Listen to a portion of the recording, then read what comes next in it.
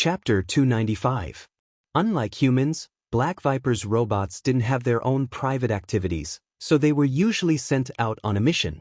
The reason why Black Viper's robots were sent out on a mission couldn't be a small matter. Take the Sea Blue Gold incident for example.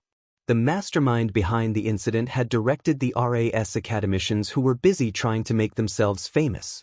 But ever since then, the research on Sea Blue Gold had progressed by leaps and bounds, and the results were remarkable. This was why it was said that leaders were born strategists. Speaking of which, Sillin hadn't received any news about the Black Viper incident when he arrived here. Guan Feng hadn't completely let go of Sillin, and Sillin was just getting used to it. Still, there was no way he wouldn't have informed Sillin about it if it was something serious.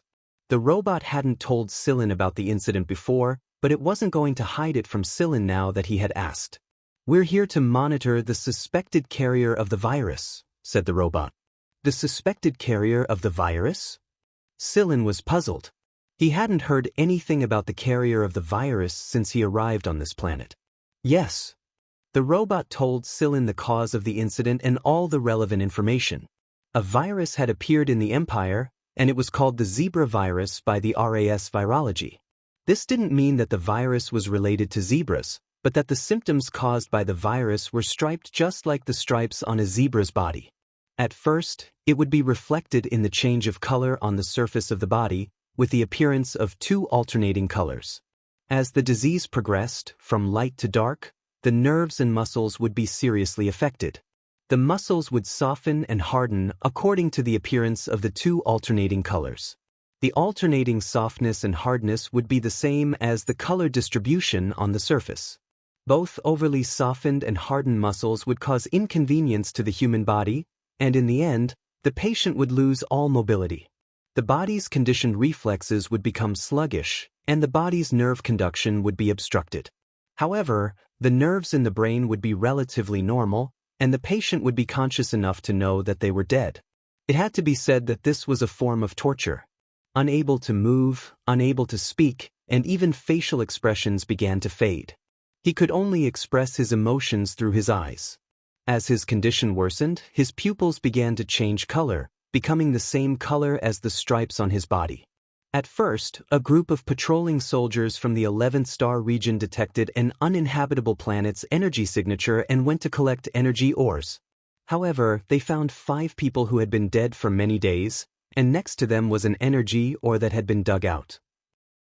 The energy mine on this planet was not located on the surface, so it was not easy for the patrol to detect the energy mine deep underground.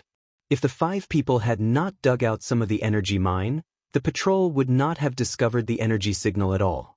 Since it was an energy mine located deep underground, how did these 5 people know about it? Obviously, they were not the only 5 people who had come, because the patrol saw traces of aircraft landing there, but when they arrived on the planet, they did not see any aircraft. This meant that they actually had companions, but their companions had left them behind and left. The 5 people who had died did not have any wounds on their bodies. The patrol pulled off their protective suits and saw their miserable state. All 5 of their bodies were covered in 2 colored stripes. Some were greenish-red, some were blackish-purple, and some were bluish-yellow. These were all symptoms caused by different virus mutations. The soldier who pulled off the 5 people's protective suits also noticed that something was wrong when he saw this. He immediately reported to the others, then took a bit of the deceased's blood for analysis. The result was that they had died of a virus. The soldiers were all wearing protective suits. After collecting some information, they returned to the fleet. When they returned to the base, they went to the sterilization room to perform 6 layers of sterilization. However, not long after, the soldiers' fingernails began to show 2 colored stripes. At first, they did not feel any discomfort, but because they had seen the 5 dead people, the soldiers were quickly sent to be examined. None of them returned to the base. Because of the existence of this unknown substance, ordinary virus scanners could not detect its existence at all. Analyzers could only determine whether it was caused by a virus or other causes based on the patient's physical condition. Many sterilization equipment could not completely kill this single-stranded virus. The 6 layers of sterilization in the sterilization room did not kill the virus, but only temporarily inactivated it. When the conditions were right, it would become active again. The samples they collected from the 5 dead people were later sent to the RS. The RAS's Institute of Virology listed this new virus as a Level 1 dangerous object. At the same time, the RS named this new virus the zebra virus. Soon, the entire patrol team was quarantined. 3 days later, under the RAS's special virus scanner, more than 60% of the patrol team were diagnosed with the zebra virus. However, there were many people who came into contact with the patrol team. Later, the virus spread more and more, from one planet to another, from one star sector to another. Because the incubation period of the virus varied, even if the RAS rushed to create a detector to detect the latent virus, it also made the work more difficult. There were so many planets and countless people. How could they capture every single one of them and use a detector to detect them? Now that the higher-ups had purposely suppressed the matter, Black Viper's people began to get busy. Because it was inconvenient for humans to move around, Black Viper's robots were the ones tracking down the virus' primary mutants and prototypes in secret. Sillin counted the days and asked, was this the reason why Shikai had to leave during the Black Viper handover meeting?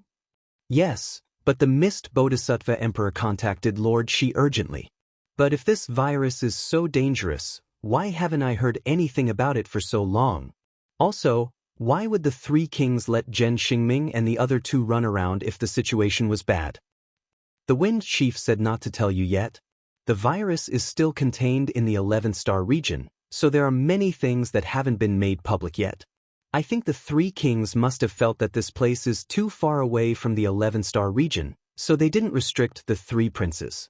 If an infected person appears in this star region, the people protecting the 3 princes will definitely kidnap the 3 princes and bring them back. Sillin shot him a glance. Guanfeng hadn't completely handed over his authority yet, so his words still carried more weight than Sillin's. However, the reason Guanfeng didn't want Sillin to get involved wasn't because he didn't want to give up his authority, but because he didn't want Sillin to get involved. Guanfeng hadn't been involved in virus research in the past, so he hadn't participated in any research projects related to viruses or molecules even though he was an academic in Black Viper. But Sillin was different. Guanfeng was afraid that Sillin would get involved. The initial research of a new virus was the riskiest, and this was Guanfeng's way of protecting Sillin. No wonder Guanfeng hadn't handed over his authority even though Gu Chang'an and Christian had already handed it over. It was because he knew about this a long time ago, and that was why he hadn't given up yet. It was because a verbal handover didn't count. Black Viper's robots would set up a new program after the actual handover. The people responsible for changing the program were the decision maker, the royal family member, and the executor, Shikai. Both of them had obviously been notified by Guanfeng beforehand. How high is the death rate right now? 10% of the infected are dead, 30% are in critical condition, and the rest are in the early stages of infection. This virus mutates very quickly, and there are many derivatives of it. That's why we haven't produced a satisfactory antibody yet. The medicine we produce is only able to prolong the patient's lives a little longer, the robot said. You haven't determined the route of transmission yet? Sillin asked again. It's spread through the respiratory tract, body fluids, and bodily secretions. Up until now, everyone who came into contact with the patients has been infected. What's the situation with the foreign races? The foreign races aren't immune either. The virus mutates even faster in their bodies. Sillin fell silent for a moment. The robot continued. Later on, the military and Black Viper conducted a 2-pronged investigation and discovered that the planet discovered by the patrols was not the origin of the virus. Now, there are 2 viewpoints. One is a conspiracy theory.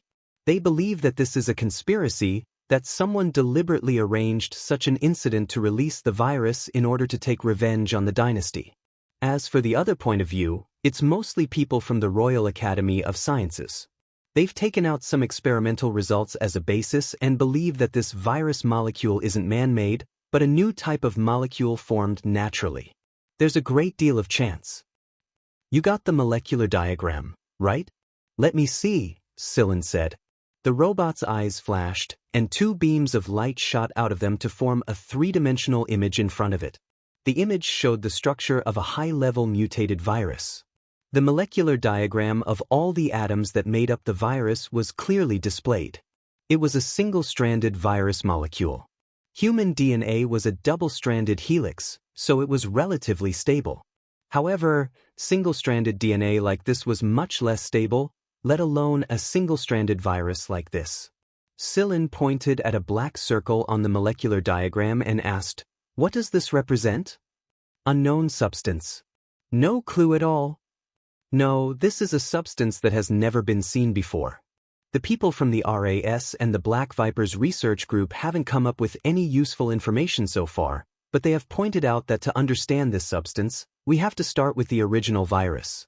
So far, only a small portion of the virus samples have been obtained, and the original virus has never been seen before. It was because of this that the RAS virology department rejected the conspiracy theory and supported the idea of natural formation. However, was there any use in arguing about this at a time like this? Either way, there was no progress on either side. "Send me all the information you have on this zebra virus." Sillin turned on the communicator in his hand. This communicator had a secure receiving function and could store a large amount of information. The robot didn't refuse and directly transmitted all the information it knew to Sillin. "You came to this planet because you found a carrier of the virus?" "We're not sure, we're just following them." A noble from the 11-star region came out of the wedding, and although the 11-star region is currently in a closed state, they're still lenient toward the nobles. They didn't find any virus when they came out, but the higher-ups told us to follow them and take immediate action if we found any. Sillin nodded. "Who are you following then? Where is he right now?" The robot named a person, and this person was one of the people who entered the room later. "Keep watching and notify me if anything changes." "Got it." Sillin waved a hand, and the robot's figure faded away once more. Sillin stood outside for a while longer to digest the information the robot had given him. Finally, he returned to the room. The room was as noisy as ever. Naimi was talking about veg fritter with a couple of people, and Zhen Xingming and the others were talking about how they made a lot of pocket money from betting on the flying car race. Thanks to Belle's care, Libero and Lunani weren't harassed by anyone when Sillin left. In fact, they even made a couple of friends and started a new conversation. Hui Mao, on the other hand, was having a lot of fun. Sometimes he would join Zhen Xingming and the others in jeering, but his twitching ears told Sillin that he had been paying attention to his surroundings all this time, including Sillin's meeting with the robot and their conversation. Hui Mao stopped eating when he saw Sillin. He jumped onto Sillin's shoulder and asked, "What are you going to do?" "Let's wait and see. I'll research that thing after the wedding." Hui Mao looked absent-minded. He clenched his claws and scratched Sillin's shoulder. It took him a long time before he finally said, "I think it's best if you don't get involved." But Sillin walked over to the sofa and lay down. He kicked the red-faced Zhen Xingming who was about to come over and drag someone to drink with him to the side. "I think this virus is very dangerous." "Even you think it's dangerous?" "Not really. I'm sure I can resist it. If the robot isn't afraid of me, why should I?" "But you can't. You're a complete organic life form, and this virus is different from the ones I've come into contact with before. That unknown substance especially, I can't figure out what it is." Hui Mao said while his ears drooped. Sillin didn't say anything. Hui Mao had the same thought as Guanfeng, but Sillin didn't want to avoid it just like that. "Sigh, Sillin, can we just ignore that? We can just give up our position as Black Viper's leader and be a free hunter." Hui Mao missed his old life in the League of Stars a little. Sillin picked Hui Mao up from his shoulder and scratched his chin. "Do you want to go back?" "I kind of miss them." Hui Mao tilted his head and showed his chin for Sillin to scratch. Sillin naturally knew who Hui Mao was referring to. Why wouldn't he want to go back? But he couldn't go back. Sillin's thoughts returned to the zebra virus while he scratched Hui Mao's chin. According to the robot's message, Black Viper had collected 10,000 highly active virus samples from 10,000 patients. However, more than half of them were high-grade mutants of the zebra virus, and the rest were mostly mid-grade mutants. Just like the robot had said, there were very few low-grade mutants, and there was no way he would be able to find answers from the virus itself. Whether it was artificially synthesized or naturally formed, the higher the level of mutation of a virus, the more it would conceal its original method of formation. The robot did not have the analytical diagram of the primary mutant virus, so if Sillin wanted to know, he would have to personally ask for it. However, if he asked for the information of the primary mutant virus, then Sillin would truly be participating in this work. Sillin wasn't afraid or averse to this kind of research, but Guanfeng probably wasn't the only one who objected to Sillin's participation. It made sense. If it really was a high-risk virus, then there was no one who could replace Sillin if something happened to Sillin. At the very least, no one had found a suitable candidate yet. Even the members of Black Viper who weren't familiar with Sillin probably wouldn't agree to it. Their objection wouldn't sway Sillin much. After all, Sillin was one of the 3 leaders of Black Viper. It was just that it might be a little troublesome when the time came, and there were definitely going to be a lot of delays. "Hey, Sillin, what are you thinking about?" Bell shoved Zhen Xingming to the side and put his arm around Sillin's shoulder. He came over and told Sillin about the beautiful girls he saw just now. Sillin listened with a smile on his face. When Bell offered to introduce a few girls to Sillin, Sillin turned down the offer. He wasn't used to the noble's way of doing things. It felt like he was selling himself. The way the girls looked at Zhen Xingming and the others reminded Sillin of the wolves in the forest. It was a very uncomfortable feeling. If Zhen Xingming and the others hadn't displayed their unpredictable temperament in public, those girls would have probably forced themselves on them already. Sillin had been paying attention to the robot's movements all this time. Although the gray cat was very reluctant for Sillin to interfere, it still had to pay attention to the robot's movements at all times.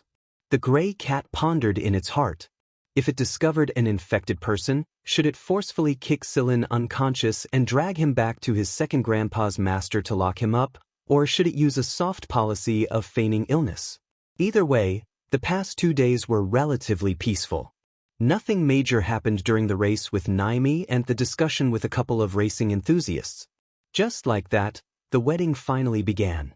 Sillin delivered the gifts with Zhen Xingming and the others, and the core members of the Lore family and Gleason family who received them were smiling so widely that their faces were practically blooming chrysanthemums. They didn't dare to mess around with Zhen Xingming and the others, but they didn't dare to mess around with Sillin. After all, there was a difference in the treatment between those with royal blood and those without. Sillin felt goosebumps all over his body when he saw the meaningful and overly friendly smiles on their faces. He found an excuse to leave the room and catch his breath. But Sillin's communicator rang before he could catch his breath. Sillin looked at the character code on the communicator and answered, "What's up, Coach Guan?" Chapter 296. What is it that you don't know? Guanfeng asked impatiently.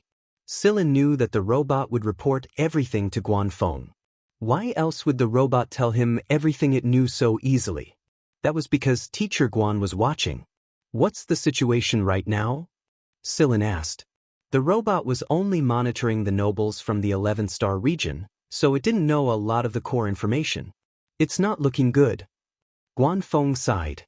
"I really don't know if I should say that you're unlucky or that I'm just too unlucky. You've only just taken over, and now you're running into something like this." Sillin listened to Guanfeng quietly without interrupting. It was exactly because of Sillin's behavior that Guanfeng felt helpless. He knew Sillin very well. Sillin was a man of few words, but he was incredibly stubborn. If he wanted to turn his head somewhere, no one would be able to stop him no matter how hard they tried. The Aris had been suppressing the news for a long time, and the Empire's higher-ups were doing their best to keep it a secret as well. Unfortunately, they wouldn't be able to keep it up for too long. If the situation got out of control by then, and they still hadn't produced an antibody or an effective countermeasure, the consequences would be dire. Guanfeng wasn't a member of the Institute of Virology, but he was still part of the management of the Imperial Academy. The management had held several meetings since the outbreak, and it was obvious that the situation wasn't looking good from Guanfeng's tired expression. "Don't interfere, Sillin. Leave the virus to the professionals from the RAS and Black Viper. We have enough manpower, so there's no need for you to get involved. Even if you want to get involved, don't stand at the front lines, Guanfeng said. His voice was heavy and calm. Sillin didn't answer him directly. Instead, he asked, "What is that substance?" Guanfeng wiped his face. "You're quite stubborn, aren't you?" Both sides fell silent for a while before Guanfeng said, "Think about it again. The virus hasn't spread beyond the 11-star region yet, so it's too early for you to get involved. You might as well focus on your own things." "All right." Guanfeng stared at Sillin in astonishment. He didn't expect Sillin to agree so quickly. Sillin didn't look like he was lying either. Guanfeng ended the call after a brief exchange. He still had a meeting to attend, and the RAS Council of Scientific Society was useless except for a bunch of executives. They were all talk and no action, and even now, they were still pretending to be busy. Wasn't this just torture? Even the good-tempered Guanfeng couldn't keep up the act any longer. He wasn't a professional in this field, but there were some things he was aware of.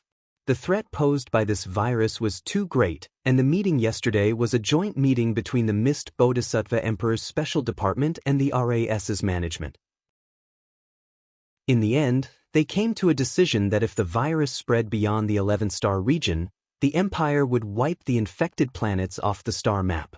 This would be a permanent wipe, unlike Black Viper's area, which was temporarily dug up by humans. If they did that, it wouldn't just be a single planet that was wiped out.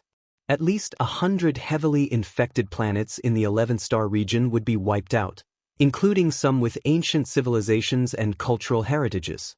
Wiping them out would be a huge loss to the Empire, and the Emperor wouldn't approve such a decision unless it was absolutely necessary. After ending the call with Guanfeng, Sillin stood quietly outside the wedding hall for a while. The wedding hall was very lively. The middle and upper nobles were doing their best to make themselves known and attract attention. However, if even one of them was infected with the zebra virus, no one would be spared. Currently, being infected with the zebra virus meant death. Even if a lot of medicine and technology were used, it would only delay the inevitable.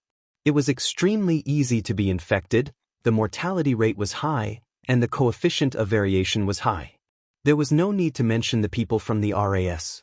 Black Viper had a lot of one-track minds, and Neo was the kind of person who wouldn't come out until he got a result. Their infection rate was probably much higher than the RAS's. After thinking for a moment, Sillin turned on his communicator and contacted Sillin. At the time, Neo had told Sillin all of his numbers, and there was no way he would let this opportunity slip through his fingers if he wanted to research the zebra virus. "Go watch the wedding, Sillin." The bride almost tripped over her long skirt just now. Wheeze ran over on its tiptoes to share the hilarious scene it saw just now with Sillin. Who was Huimao? A cyborg cat. This guy was like an automatic camera. Everything he saw could be replayed in the form of a projection. Sillin pinched Huimao's ear when he saw the bride's sorry state. "What did you do this time?" The gray cat looked away and shook its whiskers with a guilty look on its face. "It's nothing." "Cut the crap. I'm noticing that you're getting worse and worse." "Of course not. You're framing me." "It's slander." "All right, since you're here, can you do me a favor? I want to contact Neo, but Black Viper will probably cause trouble for me. I need you to clean up the signal." Huimao glared at him. "Didn't you promise Guanfeng to stay out of this and focus on your own business? Why are you contacting Neo?" Although Huimao was causing a little trouble for the bride and groom at the wedding, he had been paying attention to Sillin's movements all this time. It was exactly because Sillin had promised Guanfeng that Wheeze would do more of its own things that it was so happy that it raised the automatic platform beneath the bride's feet a little. However, it quickly lowered it back down, and the bride tripped and nearly fell to the ground during this short period of time.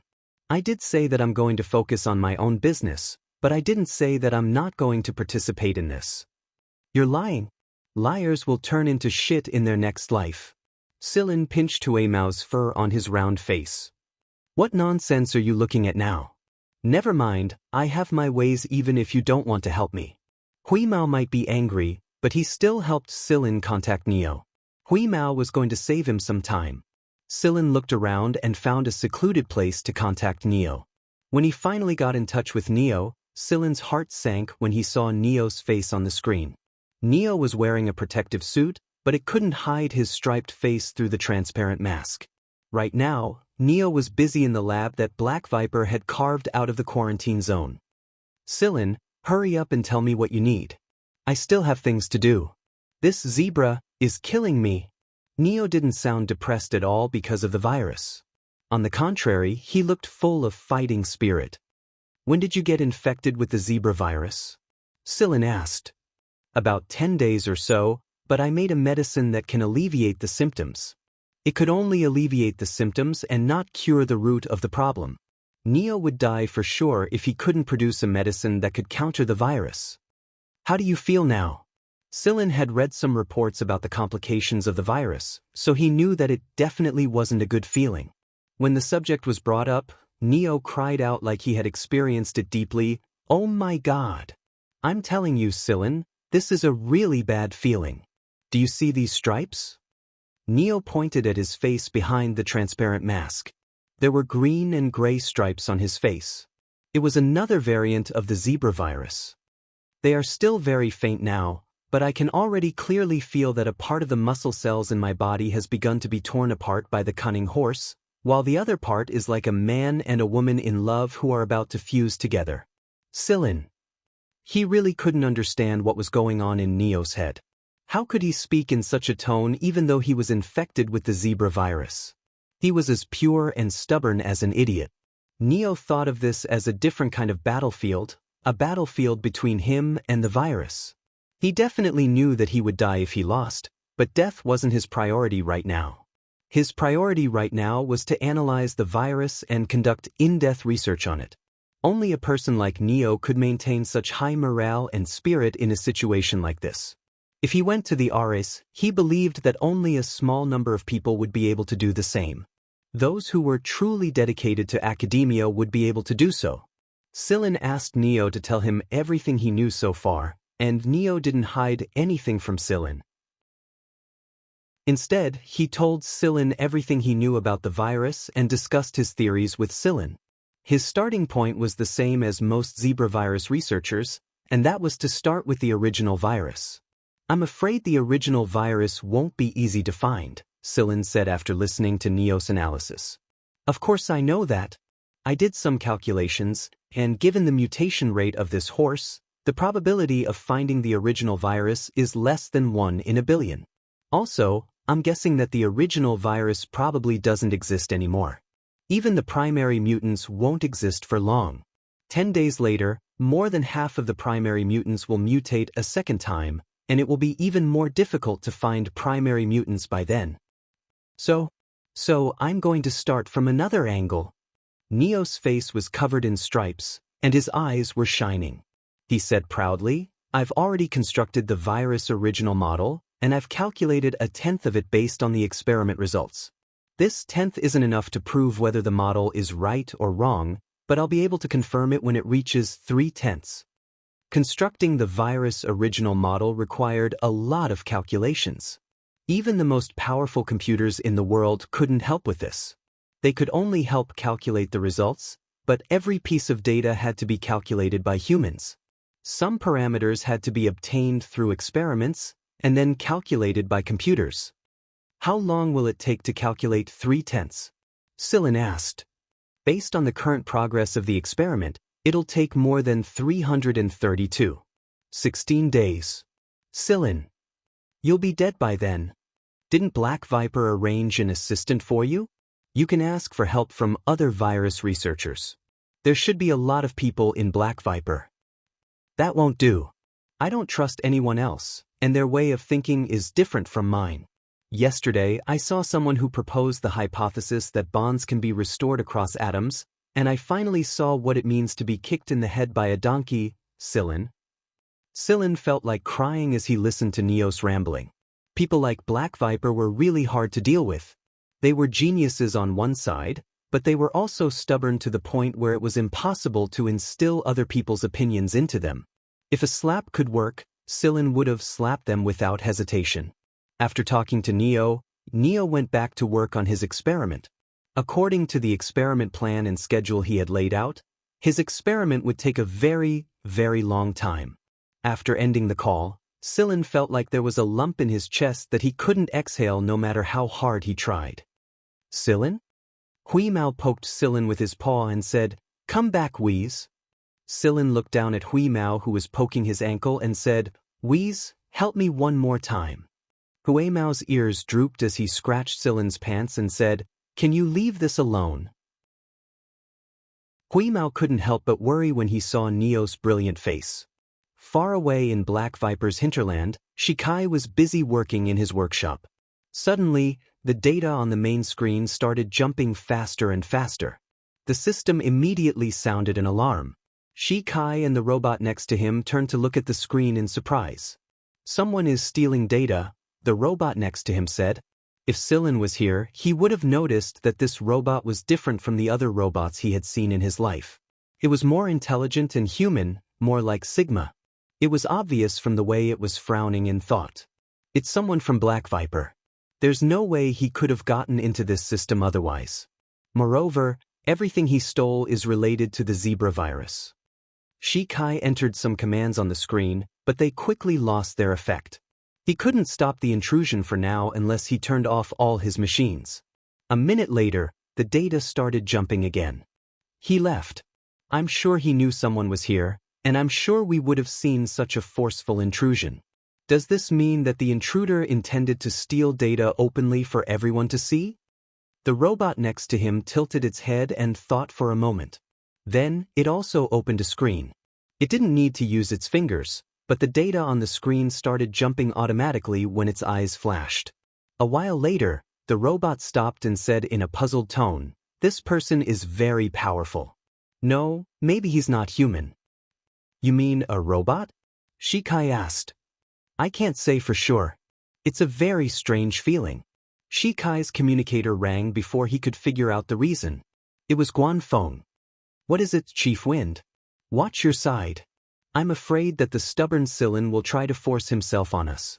If you can't do it, just turn off all your machines." Guanfeng sounded very helpless. He really didn't want Sillin to get involved in this mess. "If you're talking about the zebra virus, then I think you're a step too late. He got the data he wanted just now. That guy just openly stole all the data and information right in front of us." Guanfeng. Chapter 297. With Huemao's help, Sillin obtained a lot of information from Black Viper regarding the zebra virus. Black Viper's people still hadn't come up with a unified solution, and the RAS also had their own theories. All in all, they had only determined a general direction, but they still hadn't come to a conclusion on how to proceed in that direction or what specific steps to take. Everyone knew that the virus' original form was the key, but where was he supposed to find the original form of the zebra virus? If what Neo said was true, and the original form of the zebra virus had already mutated a long time ago, wouldn't that mean that they couldn't come to a conclusion? Sillin skimmed through the information very quickly. Neo's words were reasonable, but he needed to make his own decision and come up with a solution based on the information he received. Black Viper's people were talented, and there were a lot of solutions that Sillin couldn't think of even if he was beaten to death. However, it was still uncertain whether they would work in the end. Besides that, Sillin also learned that a lot of Black Viper's people had changed their original solutions after they were infected with the zebra virus. Some of them were physically weak or had inborn immune deficiencies that couldn't be cured, so they passed away not long after they were infected with the zebra virus. However, they left behind a lot of valuable, detailed, and accurate records. The information obtained from these people was of great help to the research. Compared to the RAS, Black Viper's people had sacrificed more, but the results were also greater. These were all information that had been exchanged with their lives. After reading through the information, Sillin sorted out his thoughts and began to simulate the experiment in his mind. Black Viper had at least 1,000 different detailed solutions, and the RAS had 3 main solutions. The amount of energy Sillin's brain had expended in this short period of time could only be described as enormous. No one would believe that he could simulate more than 1,000 different experimental solutions in such a short amount of time, not to mention the fact that he could simulate more than 1,000 different experimental solutions at once. It wasn't that the solutions were completely wrong, but that there wasn't enough time to carry them out. Take Neo's case for example. Even if he could solve the problem after more than 300 days, there was no telling how many people would die from the virus by then. Therefore, Sillin had no choice but to learn from the different solutions, combine them with more solutions, and link them together according to his own judgment to come up with a final solution. It couldn't be helped. People like Black Viper and Neo would never accept another person's point of view, nor would they abandon their own to support someone else. Hui Mao was especially annoyed when he saw Sillin sitting there with his eyes closed. From Hui Mao's point of view, he wouldn't feel sad even if a bunch of people he didn't know died. However, he couldn't bear to lose those he knew. He was a selfish cat. Was it wrong to be selfish? Who cares if it was wrong or not? After a long time, Sillin opened his eyes and looked at Hui Mao, who was lying listlessly on the ground. He picked him up and carried him out of the room. "Where are we going?" Hui Mao asked weakly. He lowered his tail and looked at Sillin. "To Black Viper." "I'm not going." Hui Mao struggled free from Sillin's arms. His 4 claws were firmly nailed to the ground. He lowered his body as if he didn't want to leave. "You really don't want to go?" Sillin didn't move. "I'm not going. I won't go even if you kill me. Then I'll go by myself." In the end, Hui Mao still followed Sillin when he was a certain distance away. However, he scratched Sillin's pants until they were like noodles again, and he was throwing a tantrum without saying a word. Even when Sillin placed a fresh fish biscuit next to Hui Mao's mouth, Hui Mao would eat it.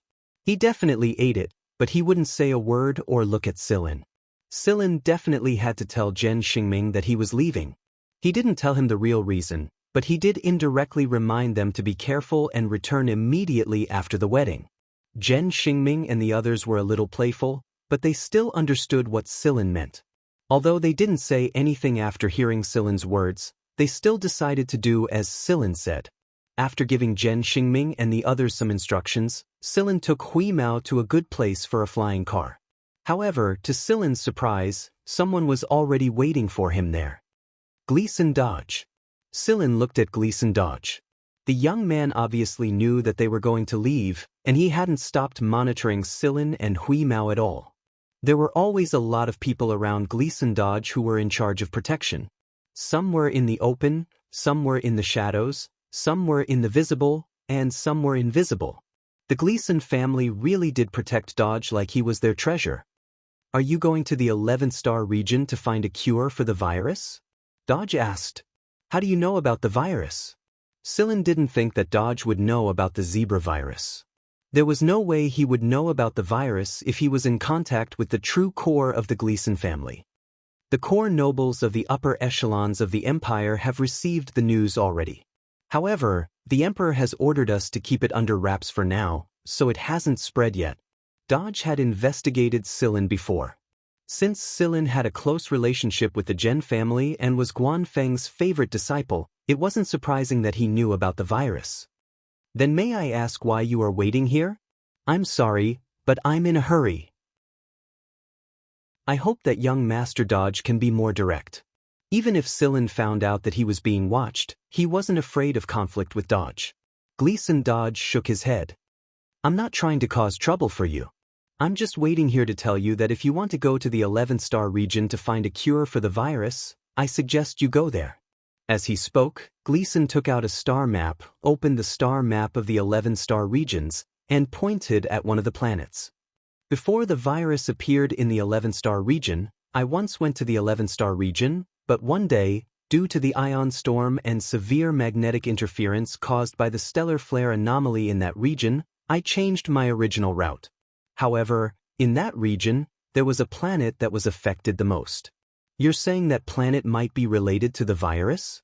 When did you pass by that planet?" Sillin asked.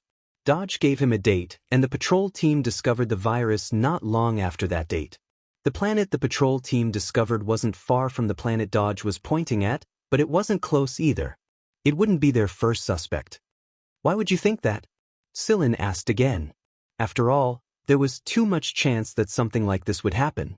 Stellar flare was a common occurrence, but a virus like this had never happened before. "It's just my guess. It's up to you whether you want to believe it or not. Sillin paused for a moment and didn't press the issue.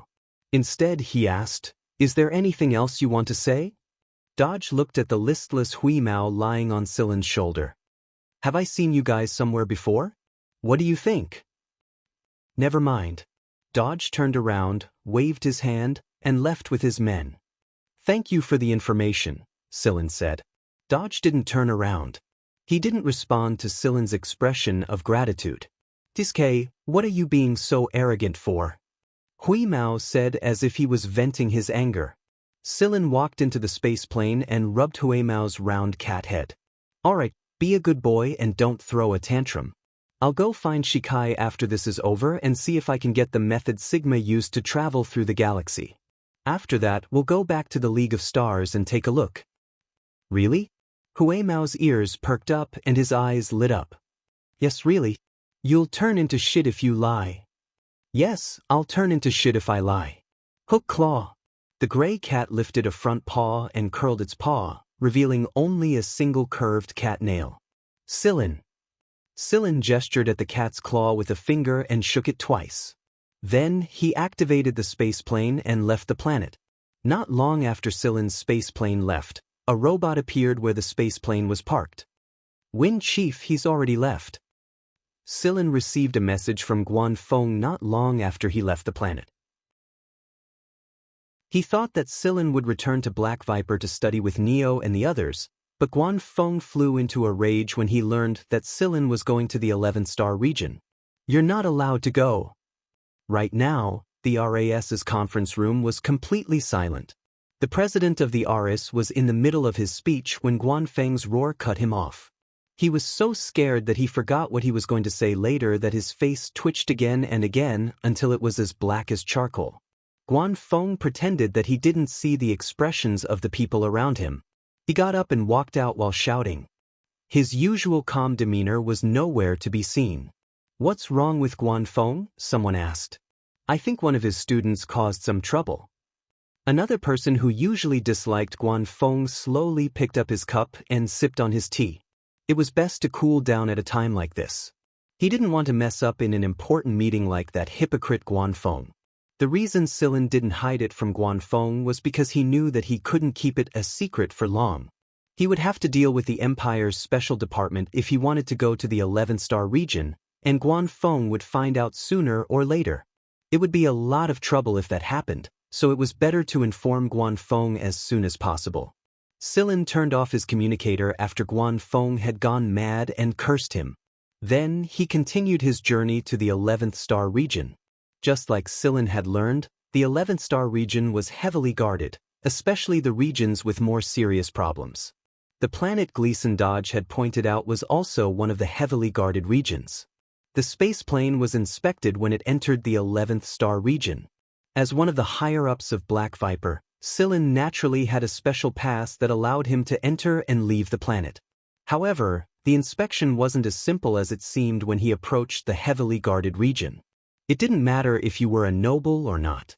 Even if you were an upper noble, you weren't allowed to leave the area. You had to stay inside the heavily guarded region obediently, or else extreme measures would be taken. This was an order from the higher-ups, and the people guarding the regions with the most serious problems were all from the Empire's special department. Wing was only in the open, while this department operated in the shadows. Nobles couldn't influence them at all. Sillin received a long-range warning before his spaceplane even got close to the guarded region. Sillin took out a special pass, but the other party didn't let Sillin in immediately. Instead, they told Sillin to drive his spaceplane into a space fortress. Sillin did as he was told. He would undergo a full-body scan inside the space fortress, and they wouldn't let him in if he was carrying a pathogen. The spaceplane went through several heavy antivirus tests at the entrance. However, when he got off the spaceplane, he saw two familiar faces. Tu Ba Guexen? The two people who walked over were the people who were tested on that planet. At that time, Sillin and Byakuya had other arrangements. As for the others, Sillin only knew that they were placed in other positions in Black Viper, but they weren't under Sillin's direct jurisdiction. The person in charge of them was Christy Hadar. As soon as he saw Gu Xian and Tu Ba, Sillin knew that the so-called Empire's special department was the people tested by Black Viper. The Empire's so-called special department is made up of you? Sillin smiled as he walked towards Tu Ba and Gu Xian. As you can see, Gu Xian was also very happy to see Sillin again. I didn't expect to be a soldier again. Tu Ba was wearing a military uniform, but it was very different from the uniforms of the two armies of the Empire. At a glance, it was obvious that they were experienced in combat. The design of the military uniform was very suitable for combat. Hey Wheeze, why are you so unhappy? Who bullied you? Gu Xian poked Huimao's ear and received a claw from Huimao. Who dared to bully it? Sillin curled his lips. It was you. Huimao pointed a finger at Sillin and complained, Sillin is a big bad guy, a big idiot, a big liar, and a big piece of shit. Sillin. Where did he learn this from? Gu Xian chuckled as he looked at Huimao's resentful expression and scratched Sillin's sleeve. What are you doing here? You should know that this is a critical ward. Tu Ba asked. At the mention of this, Gu Xian's smile disappeared and his expression turned serious. They had seen the symptoms caused by the virus before. No matter how strong one's physique was, it was inevitable. I'm here to look for clues about the virus. Clues? Did Black Viper send you? No, I came on my own. Gu Xian and Tu Ba didn't know that Sillin was one of the 3 new titans. They only knew of Christy Hadar. Sillin didn't explain his background to them. He only said that he was an academic like Neo and the others. The trio chatted for a while longer. Gu Xian and Tu Ba's expressions grew heavy when they learned that Neo was infected as well. Although the guy's words made them want to slap him, they had to admit that he was talented. If it wasn't for Neo's safety zone, they would have died a long time ago. Since Sillin had made up his mind, Gu Xian and Tu Ba knew that it was useless to try and persuade him otherwise. They told Sillin about the situation in this area. What do you think of this planet? Sillin opened the star map of the 11th star region and pointed at the planet Gleason Dodger was talking about. Oh, this one. Let me see. Tu Ba brought up the planet's information. It's also one of the heavily infected planets. How much longer do we have? Sillin asked. Sillin wanted to know how much longer it would take for the planet to reach the time limit set by the higher-ups. Judging from the rate of spread of the virus on the planet would be wiped out if they couldn't produce a cure by the time the virus reached the time limit. The longer it took, the harder it would be to destroy the mutated virus. Originally, the virus could be destroyed by erasing the planet's energy, but after a while, the virus's survivability would increase, and it would infect other planets and regions a second time. Tu Ba and Gu Xian understood what Sillin was trying to say. A moment later, they said, since a new cure has appeared, it should be able to buy us some time. We'll wait for the higher-ups, but no one knows when the order will come. It could be the next moment, or it could be a very long time. In other words, Sillin had to be careful if he was going to go. Alright, I got it. Let me know when the order comes, and I'll retreat immediately, Sillin said after he connected the communicator. Alright, be careful. There's the latest protective suit here. We all wear this when we move. Tu Ba handed Sillin a few protective suits. One was definitely not enough, so he had to prepare a few more just in case. Sillin took the protective suit and looked at Gu Xian and Tu Ba. Do you have enough for yourselves? This is definitely enough. Every once in a while, the latest modified protective suits will be sent over. We've already worn 3 versions. Tu Ba gestured for Sillin not to worry about this. If there's a new protective suit, I'll send a robot to deliver it to you. They weren't the only ones guarding this place. There were robots as well. It wouldn't be too safe if all of them were robots. If others found out that the Dynasty and Black Viper were in cahoots, there was no telling how much trouble they would cause. Thanks. You're welcome. We haven't thanked you for your help yet. Sillin had brought his own protective suit, but compared to the latest version here, the one he had on hand was obviously safer. After Sillin left, Gu Xian and Tu Ba sat on the railing, each with a cigarette in their mouth. The atmosphere was heavy. After a while, Gu Xian finally spoke first. Tu Ba, do you think Sillin will be infected? Tu Ba did not speak. He exhaled heavily, the smoke rising from his mouth obscuring Tuba's expression. "This smoke is really thick," Tuba said. After that, the two of them stopped talking and sat there quietly, smoking. On the other side, Sillin piloted a small flying device toward the planet. The planet was in a mess. Not only were the ordinary people on the planet infected, even the military was infected. The rest were basically carriers who were still in the incubation period. No one would come to maintain order, and not a single flying device could fly out of the planet. It was as if all the flying devices had collectively malfunctioned. This was the work of the robots. The people of the planetary government had long escaped. To be exact, they had entered another place outside the planet, a place the dynasty had opened up to treat the zebra virus. Perhaps some of these people were already dead, and some were still in the ward receiving experimental drugs to slow down their lives, but one thing was for sure, they had abandoned their people. Looking from space, the planet was flashing everywhere. That was the artillery fire from the chaotic battle, and the entire planet was already riddled with holes. By then, even if an effective drug was produced to counter the virus, the damage to the planet would not recover in a short period of time, and the people who had experienced this incident would find ways to migrate to the planet or even to other star regions. To them, this was hell. Even if everything was over, the fear that was deeply imprinted in their memories would be stirred up by the familiar scene. Before entering the planet, Sillin had used the spaceplane's scanning system to analyze some energy reactions. This proved that the planet had indeed received relatively strong radiation from external energy not too long ago. However, this kind of radiation shouldn't be able to cause large-scale damage. Moreover, if it was just this kind of energy radiation, the probability of forming that kind of virus was not high. After scanning and analyzing the entire planet, Sillin drew a map of a place where there were still remnants of superpowers. All the satellite networks were also paralyzed, and the place Sillin chose was on the dark side. He found a place to land, and it was a place with few people, so Sillin's entry would not attract any attention.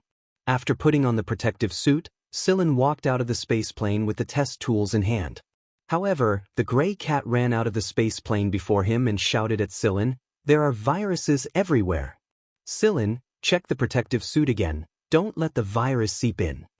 After confirming that there were no problems with the protective suit, Sillin finally officially stepped out of the flying device. Huimao nervously observed Sillin's reaction, afraid that the next moment it would detect that Sillin was infected with the virus. This place was very remote, and it was strangely quiet at night. Humans weren't the only ones affected by the spread of the virus. Animals weren't spared either. Celine could even see the colors of the plants changing. This virus was so powerful that it didn't even choose its targets to infect. All living things were infected, and no one could avoid it. Was this really just a virus? Because of the continuous war, the sky on the planet was no longer clear, and there was no starlight. There was only fog, and under the dark sky, it made people feel unusually heavy. Only the sound of Sillin's footsteps could be heard. The withered leaves were still struggling on the branches, and they had not completely fallen off. However, some of the branches had softened and drooped weakly, while others were strangely stiff. The wind could not make them sway, as if they would break if they were forcefully swayed. The hair on Huimao's body stood on end. This place made him feel very uneasy, very uneasy. He was not wearing any protective gear, so he could feel the invasion of the virus. However, his internal organs had been converted to a mechanical state, so the virus was useless against him. This was the first time that Sillin had come into such close contact with the zebra virus. In the past, he was immune to viruses and certain toxins. Because of his body, he could spontaneously form the most ideal substance to deal with these invaders based on the virus he was infected with and the invading toxins. However, this time, Sillin was not confident. If he was really infected, would he be able to deal with it as he had in the past? It was undeniable that one of the reasons why Sillin dared to come here was because of his special physique. However, when he came into close contact with these substances, although he was separated by a protective suit, the chip in Sillin's body had already started to activate. It told Sillin that this zebra virus was really a strong enemy that he had never encountered before. What was more puzzling to Sillin now was the unknown substance on the virus. Looking at the data from the device in his hand, most of the zebra viruses around him were high-level mutants. Some of them were intermediate mutants, but he still did not see any low-level mutants. Sillin, let's go back to the space plane. Out of habit, Hui Mao was about to use its claws to hook Sillin's pants. When it saw the protective suit that Sillin was wearing, it suddenly stopped and retracted its claws. Sillin nodded and walked back to the spaceplane. One of the hatches of the spaceplane had been modified and installed with the latest antivirus equipment. After multiple antivirus tests, Sillin took off the protective suit in one of the buffering rooms and had his body sterilized again. It took him a long time before he came out. Before Sillin landed, he launched a sample collection device to various places on the planet. It would detect the virus data in various places and report to Sillin immediately. Now that the sample collection device was in place, it began to collect and analyze the data. Sillin turned on the main control system to observe the newly collected data. From the data, Sillin was able to know the situation of the virus in various places on the planet and the proportion of low-level mutants, intermediate mutants, and high-level mutants among these viruses. The place where Sillin landed had many sample collection devices launched in a small area. This was the key area that he marked on the map, and he had to focus on analyzing it. Looking at the data, Sillin frowned. The data analysis in various places was similar, and there were basically no low-level mutants. However, when these collected sample analysis data were distributed on the latitude and longitude map according to the color difference, the results were obvious. The darker areas indicated that the proportion of intermediate mutants and low-level mutants was larger, and the areas with low-level mutants were especially dark. According to the map, the darkest area on the entire planet was a few steps away from the landing point where Sillin was now. It was really here. Sillin, send the robot, Hui Mao said. Sillin hesitated for a moment, then contacted the nearest robot on the planet and told the robot to pay attention. The robot followed Sillin's instructions and went in that direction. On the screen inside the aircraft, Sillin and Hui Mao stared closely to see if there was anything unusual. Everything was the same as what Sillin saw when he went out, but when the robot walked to the place Sillin marked, Sillin's contact with the robot was cut off. The tracking monitor flashed, and the surrounding situation could not be seen clearly. Sillin had no choice but to move the monitor away from that place, and the image became clear again. The robot that was sent over stood there quietly and did not move at all. There was not even a signal. What's going on? Hui Mao was puzzled. When it was outside, it did not notice anything unusual. Although it did not go to that place, it really did not feel anything unusual. After a moment of silence, Sillin got up and walked into the sterile buffer room to put on the protective suit. It seemed that he had to do it himself. Chapter 298. After putting on the protective suit, Sillin walked out of the aircraft with his tools. Just as he had expected, the robots could not do this job. If they could, they would have found a solution a long time ago. Black Viper had so many evolved robots, and they were not just decorations. However, there had been no significant progress until now. Some things still needed to be done by humans. Watching Sillin leave, Hui Mao raised its paw and then lowered its ears. It really wanted to kick Sillin unconscious and take him away. This place gave it a strange and dangerous feeling, and it did not have the ability to help Sillin with the zebra virus. The surroundings were quiet, but if one listened carefully, they could hear explosions in the distance. There were sparks in the sky, and one could imagine what kind of riot was going on. Sillin carefully and slowly approached the location he had taken out. Every time he took a step, he would observe the data displayed on the device. He would stop the second there was an anomaly, but strangely enough, just like before, there was still nothing suspicious until he reached the place. Sillin was already very close to where the robot was standing, but he couldn't find anything special from the display on the device at all. Wheeze, do you feel anything? Sillin looked at Hui Mao. The gray cat shook its head. It's just a bad feeling. I can't put my finger on it, I just feel a little scared. But I can't detect anything special except for the zebra virus around us. No, wait, the virus density in the air has increased. Silin, don't move. I'll go and take a look. Be careful. Hui Mao walked over. When Hui Mao stood next to the robot, it suddenly felt cold all over, and all the hair on its body stood on end. Wheeze, what's wrong? Silin saw Hui Mao and was very anxious. Don't come over. Hui Mao slowly moved back step by step. Unlike the easy steps he had taken earlier, every movement now looked very difficult. Silin felt pain all over his body. With great difficulty, Hui Mao retreated to Silin's side and let out a long sigh. That place is too strange. Silin, it's better if we don't go there. All right, let's go back first. Silin also knew that he couldn't rush it. However, it was good that he could discover the strangeness of this place. At least it was an improvement. Just as he was about to walk back, Silin suddenly stopped and looked at his hand that was holding the instrument in a daze. Hui Mao shook the stiff fur on his body. When he heard that Silin wanted to go back, he let out a long sigh of relief. He tiptoed back to the drone, but after a few steps, he found Silin standing there in a daze, staring at his hands. Silin, leave quickly.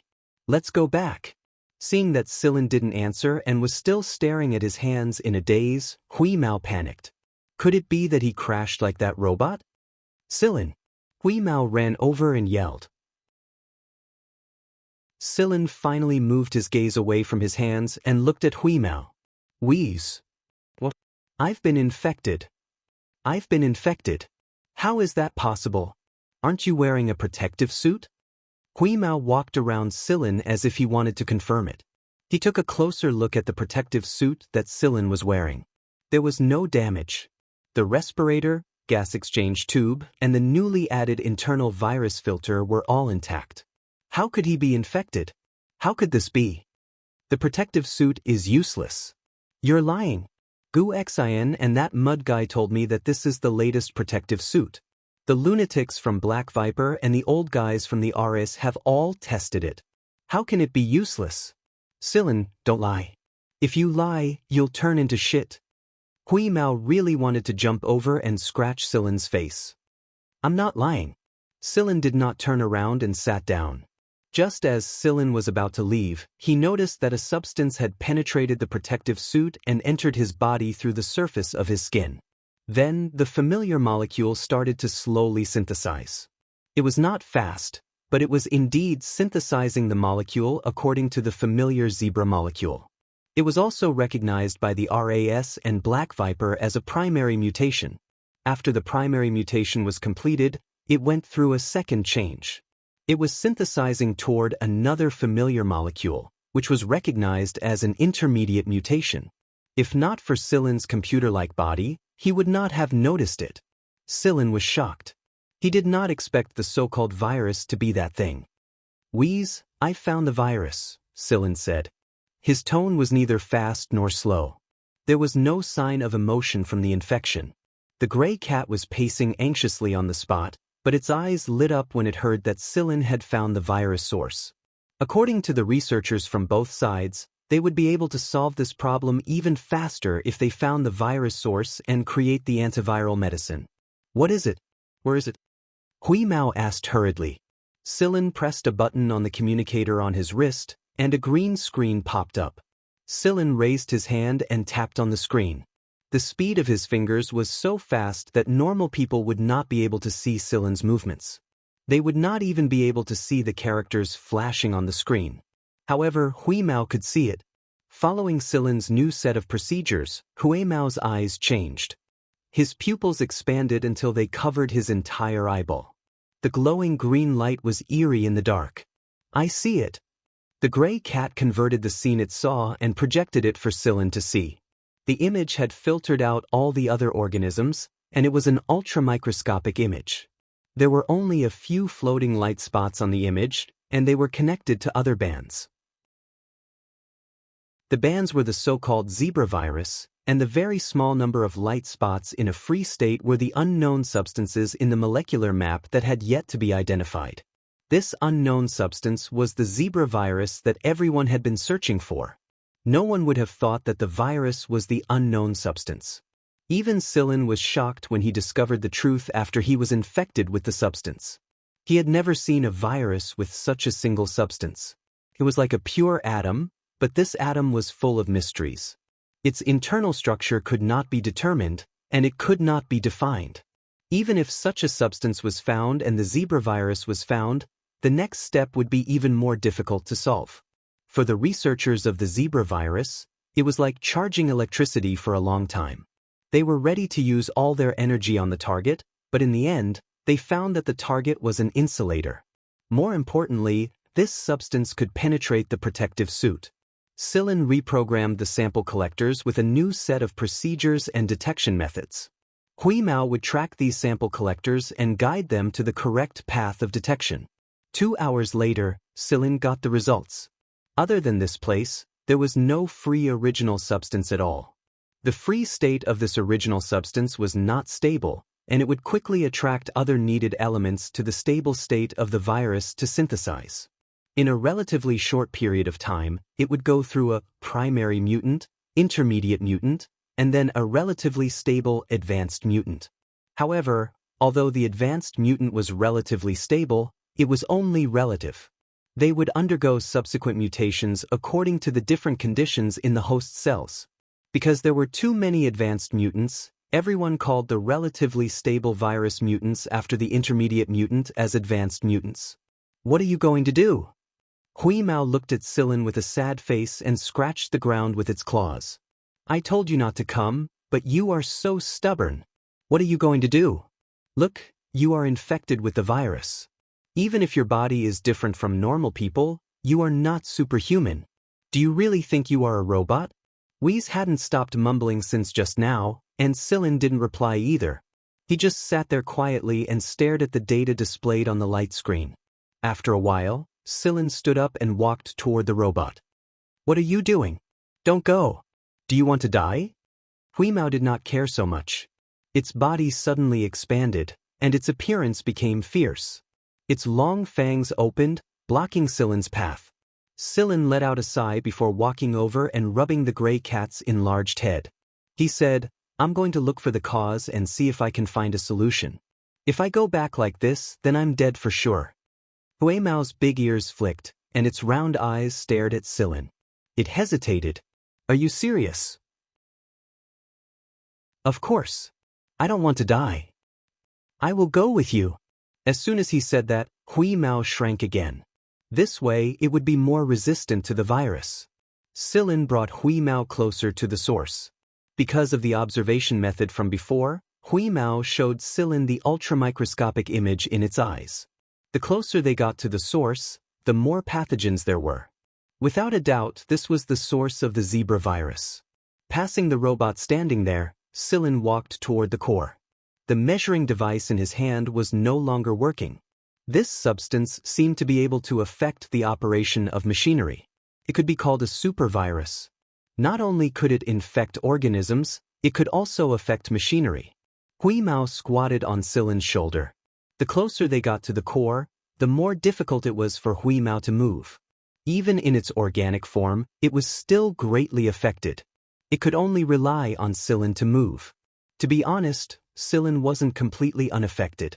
Although the biochip embedded into his genes wasn't a pure mechanical substance, it still gave him a feeling similar to the one Wheeze was experiencing.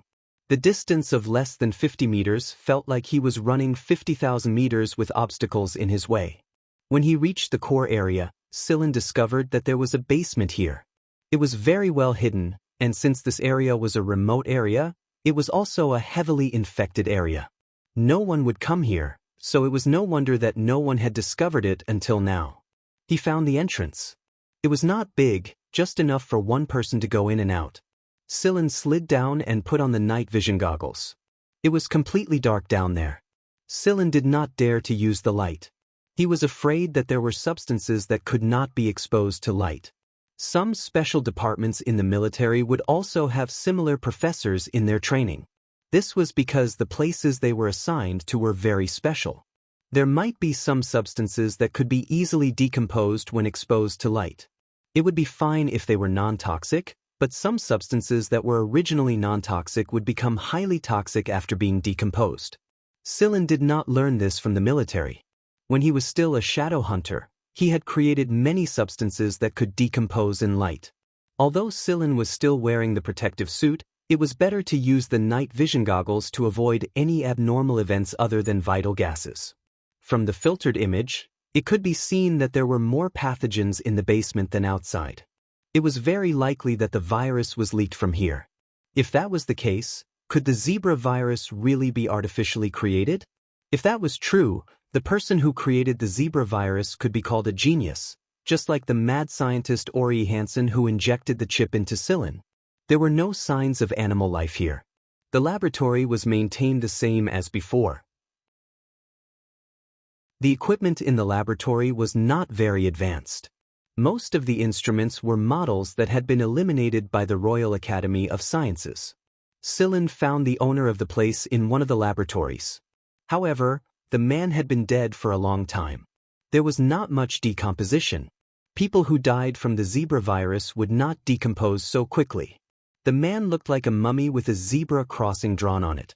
Sillin speculated that he was the first victim of the zebra virus and the first person to die from it. The underground laboratory wasn't big, so Sillin quickly walked around it. There were no traces of the zebra virus being produced. A few key machines had been destroyed by the owner of the place, but they were only malfunctioning. Sillin could still read some information from them. Huimao was not in the right state, so Sillin could not count on it. He took out a finger-long cylindrical instrument and waved it over the broken machine. Just as he finished reading the data, the instrument stopped working. This was the best it could do. The influence of the virus around them was too great. Even if Sillin was curious, he could not read the information on the spot. Is it done? Huimao was feeling very uncomfortable. Yes, let's go up and see what information is hidden in these machines. Sillin patted Huimao's drooping ears to comfort him. There was one more place that they needed to check before they left. The virus came from there. The dead man was leaning against the lab table. He was holding a stick in his hand. The surrounding instruments were smashed with this stick. Because the man had been infected by the zebra virus, he could not use much strength. That was why the data on the machine could be completely restored. Otherwise, it would have taken a lot more effort. The man was lying there, looking at a spot. It was a wall.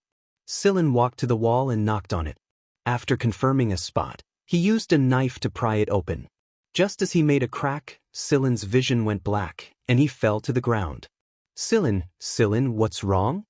Huimao raised his paw to pat Sillin. It took a long time for Sillin to recover.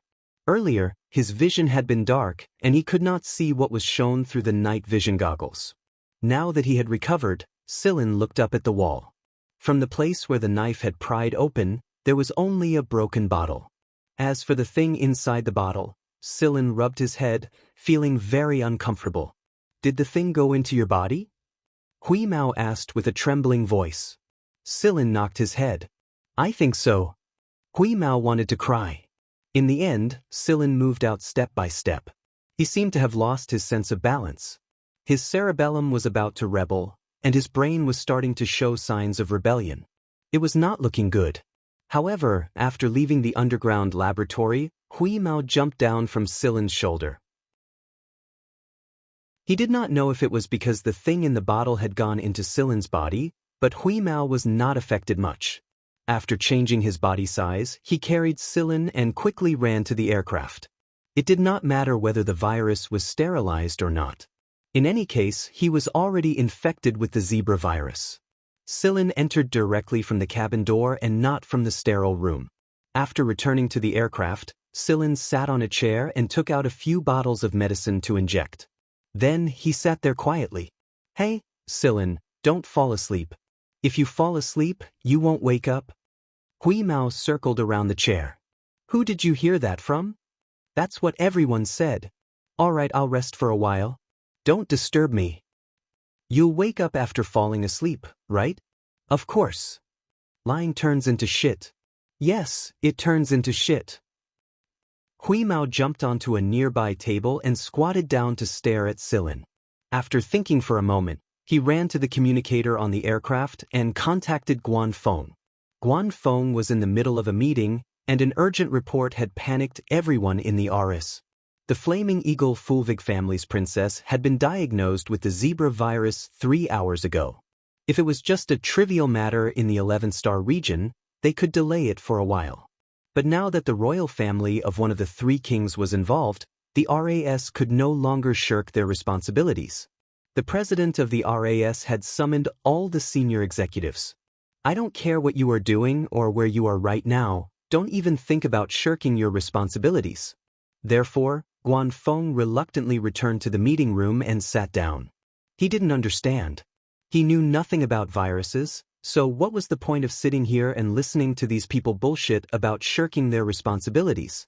In the past, he used to parade around with the title of an academician as if he was afraid that people wouldn't know that he was a highly respected and knowledgeable person. But now he was completely wilted and couldn't come up with an effective solution even after a long time had passed. Guan Feng was only here to make up the numbers, so he didn't pretend to be patient and gentle anymore. Instead, he sat down and listened to these professionals bullshit. At the same time, he wondered what was going on with the little bastard and why he hadn't contacted him for so long. Guan Feng's communicator rang while he was lost in thought. This time, it wasn't a video call or an audio call. It was a few lines of text. "Great teacher Guan Feng, this is Wheeze.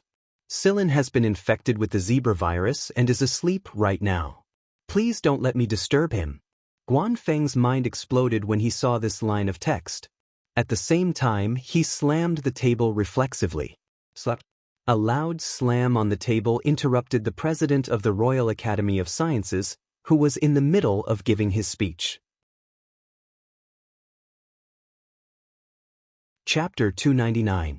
The Dean of the Royal Academy of Sciences was sitting there with a dark expression on his face. A gloomy aura surrounded him. This was the second time Guan Feng had interrupted him like this. It was common knowledge that it was very difficult for a speaker to regain their composure once they were interrupted. His speech had long since vanished into thin air due to the sudden slap. The conference room was completely silent. The managers of the engineering department and the people from the literature department who were spacing out just now were pulled back to their senses and looked around blankly. The people who disliked Guan Feng picked up their glasses and pretended to drink in order to hide the gloating expressions on their faces. Guan Feng, on the other hand, was still staring at his communicator with his head lowered. His expression couldn't be seen clearly, but the pressure around him was incredibly low. His aura was even stronger than the dean's, who was sitting at the highest position in the conference room. The people who were sitting near Guan Feng subconsciously moved their buttocks away from him. The dean was going to call out Guan Feng's name, but he hesitated for a moment when he saw Guan Feng's aura and decided against it. He coughed and drew everyone's attention back to him. "The situation is very urgent right now, but if you have urgent matters to attend to, you may leave." Normally, this kind of talk was just a formality or an indirect knock on someone's head. However, Guan Feng stood up and walked out of the conference room before the dean could finish his sentence. Not a single person in the conference room made a sound to stop him. The dean's expression grew even darker. His heart was beating erratically, and he wanted nothing more than to slam the table twice. In reality, Guan Feng wasn't trying to oppose the dean. He just wasn't paying attention to what the dean was saying at all. He was communicating with Hui Mao through encrypted text. Just now, Hui Mao had asked him what he should do next, but Guan Feng had lost contact with him before he could reply. The failure analysis of the communicator showed that the other side was suffering from extremely strong signal interference and couldn't connect. That was why Guan Feng was in such a hurry. He didn't pay attention to what the people in the conference room were saying and walked out of the conference room to contact the others. He had to find Silin as soon as possible, or Silin was dead for sure. A person who was infected with the zebra virus and didn't receive any treatment would die very quickly. While Guan Feng was busy contacting people, something had happened on Silin's side. Hui Mao was in the middle of communicating with Guan Feng when something strange suddenly happened around him. Almost all the electronic devices in the area were disrupted by this strange energy at the same time. After a series of bangs, all the machines around him were paralyzed, and a couple of precision detectors even exploded on the spot. All the hair on Huimao's body stood on end. He looked at Silin, who was sitting there with his eyes closed, as if he was facing a formidable enemy. This strange energy was coming from Silin. Silin wasn't in a good state either. The two substances in his body were in a state of scorching heat. The unknown substance that had rushed into his body was trying to forcefully assimilate and modify Silin's chromosomes, but the biochip that had been embedded into his chromosomes a long time ago wouldn't allow it to happen. If the unknown substance won, then Silin would turn into a pure humanoid virus body. If that happened, then Silin could no longer be considered a person. In fact, even his consciousness would disappear. The invasion signal his brain felt was pretty strong. Right now, Silin was adjusting the biochip inside his body to fight for sovereignty with the unknown substance, or to chase the invading unknown substance out again. The strange energy that had appeared out of nowhere was none other than the energy ripples produced by a round of battle. Huimao stared at Silin like a statue. He could sense Silin's vital signs, and they were still strong. He hadn't declined because of the virus, but two different colored stripes had appeared on Silin's face. One was black, and the other was white. Moreover, the boundary between the two colors was fairly clear, unlike the other infected, where the stripes were blurry. Silin. Huimao tried calling Silin's name, but he didn't get a response for a long time. Huimao was about to move closer and poke Silin a couple of times when he suddenly sensed something. He immediately jumped up and grabbed Silin by the back of the collar and dragged him out of the room. While he was dragging Silin, he accidentally bumped into a chair leg and a door frame a couple of times. Silin's forehead was bleeding from the impact. "I'm sorry, but the situation is urgent. I can't care so much. Don't blame me when you wake up," Huimao said in his mind. After dragging Silin out, Huimao didn't stop.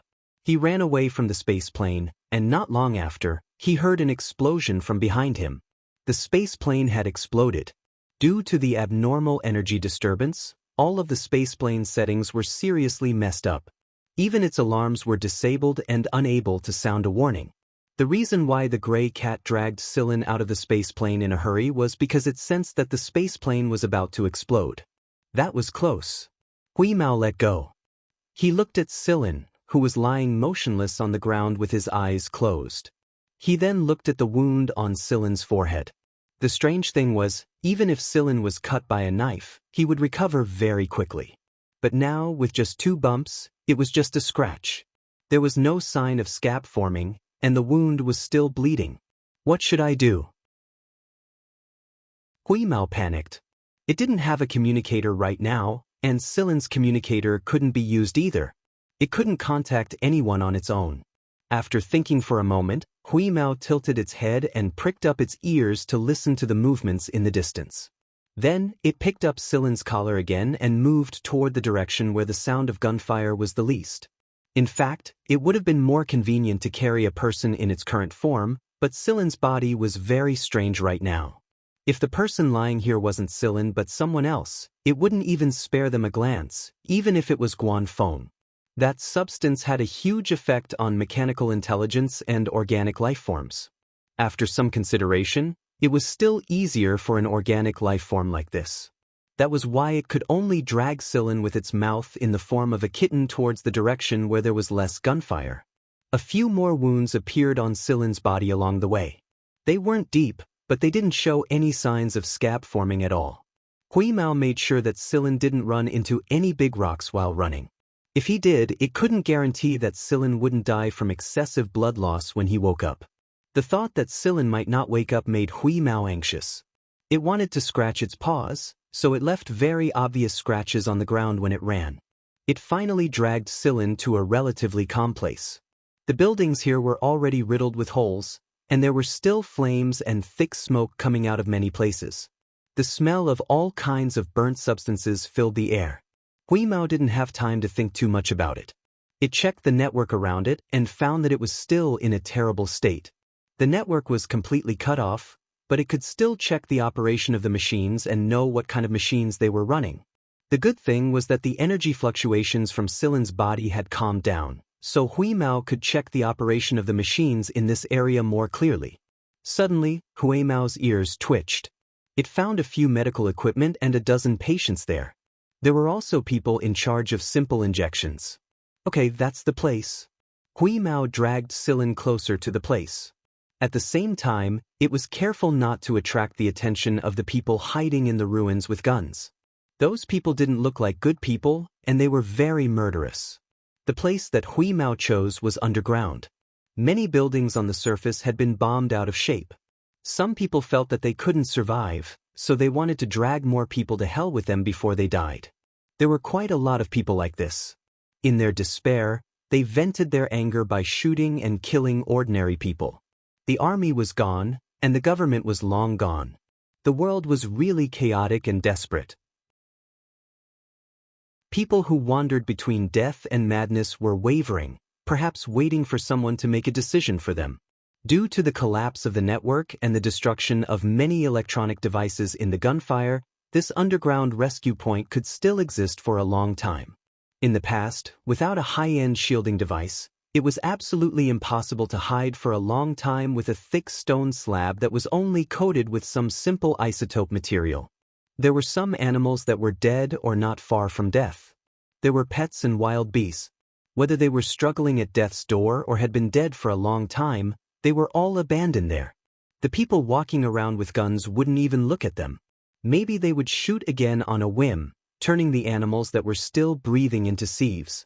Finally, it dragged Silin to the place.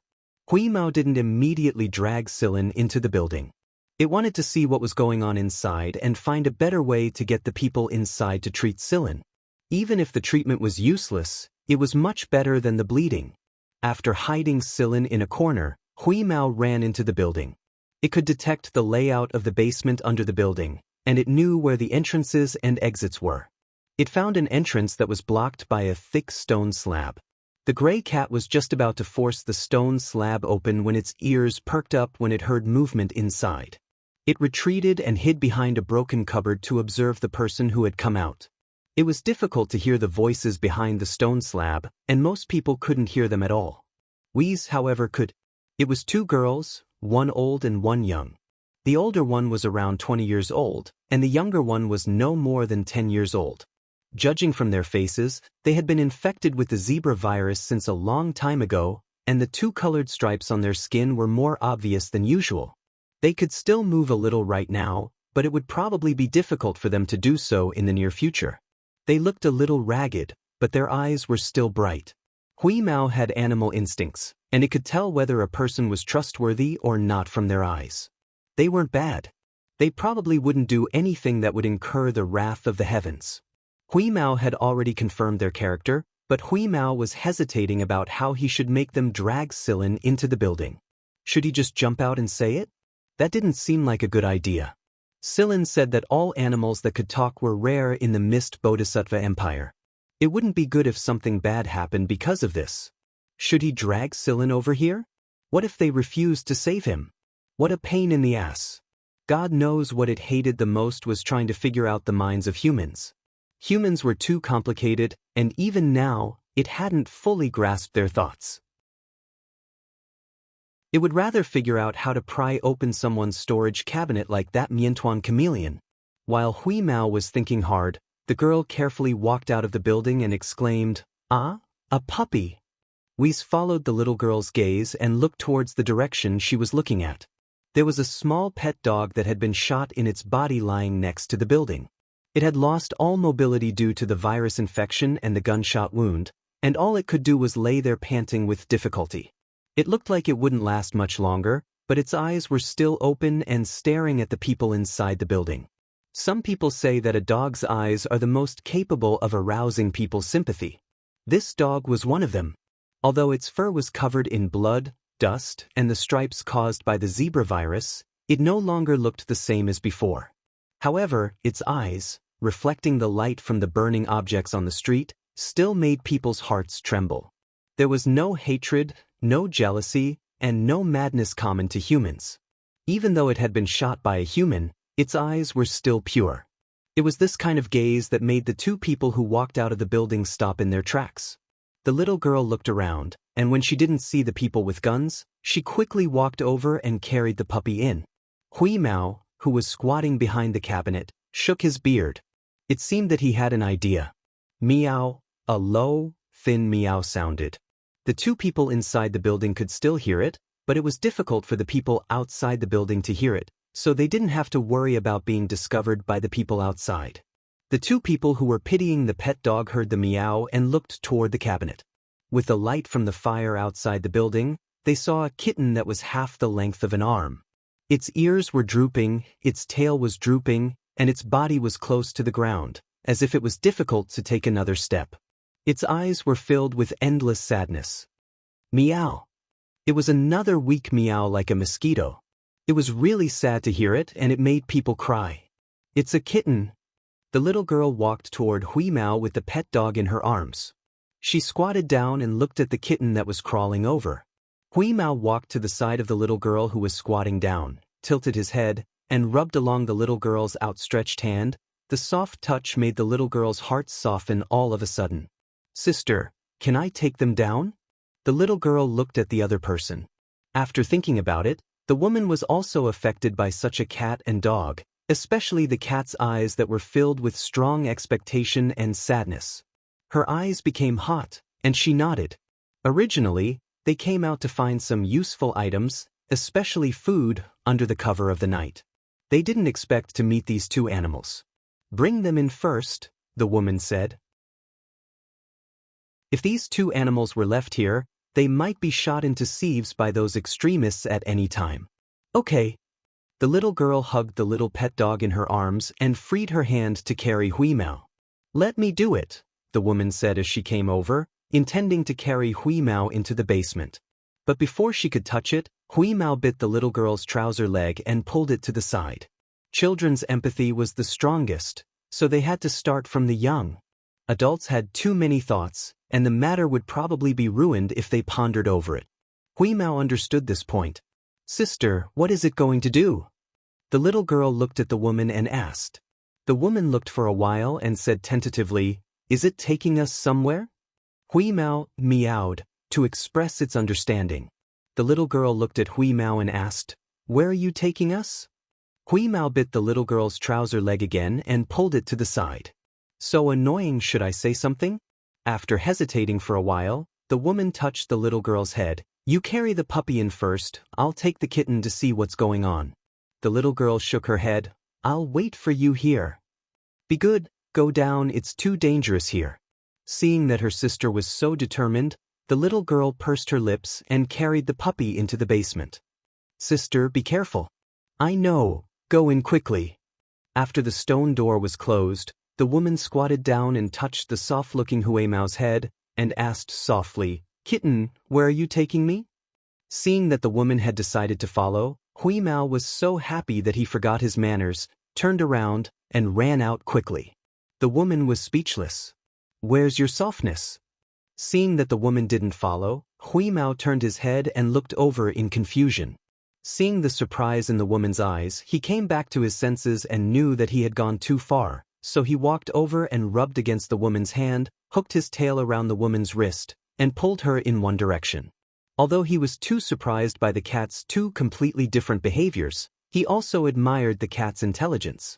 But just to be on the safe side, she touched the gun at her waist and the knife in her sleeves.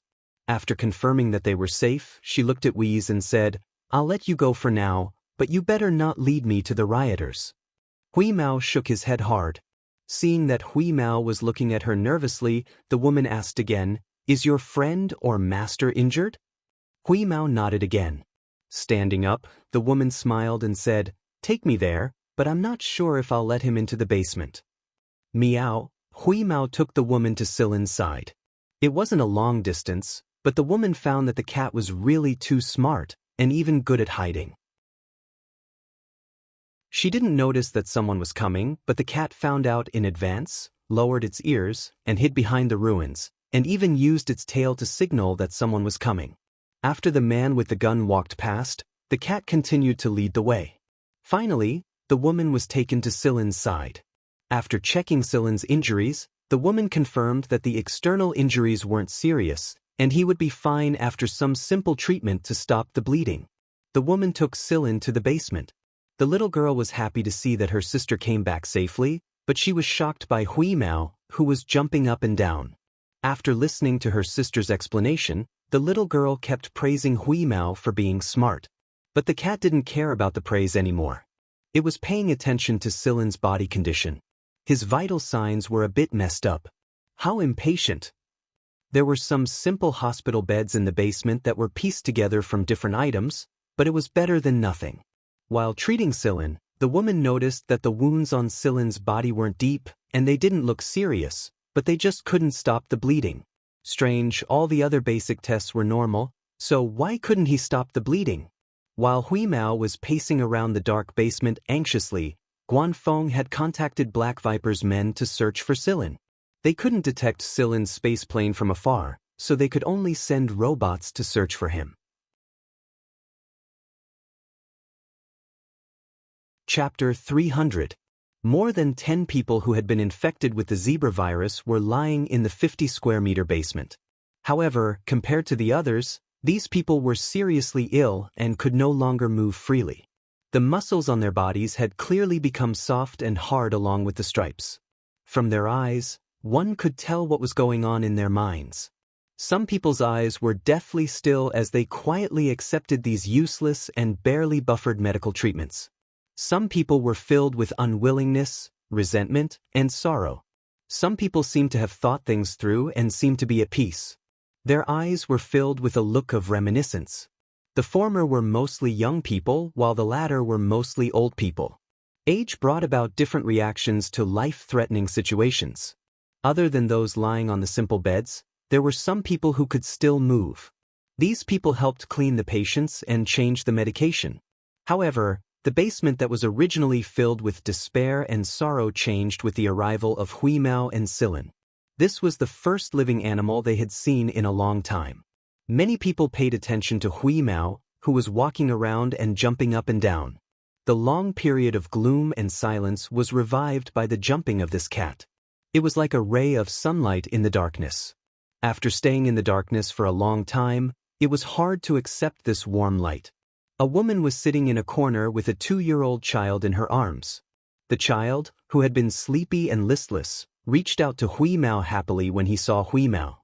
"Mommy, look, it's a kitten that can move." The woman's eyes reddened. She touched the child's hair, which had changed color.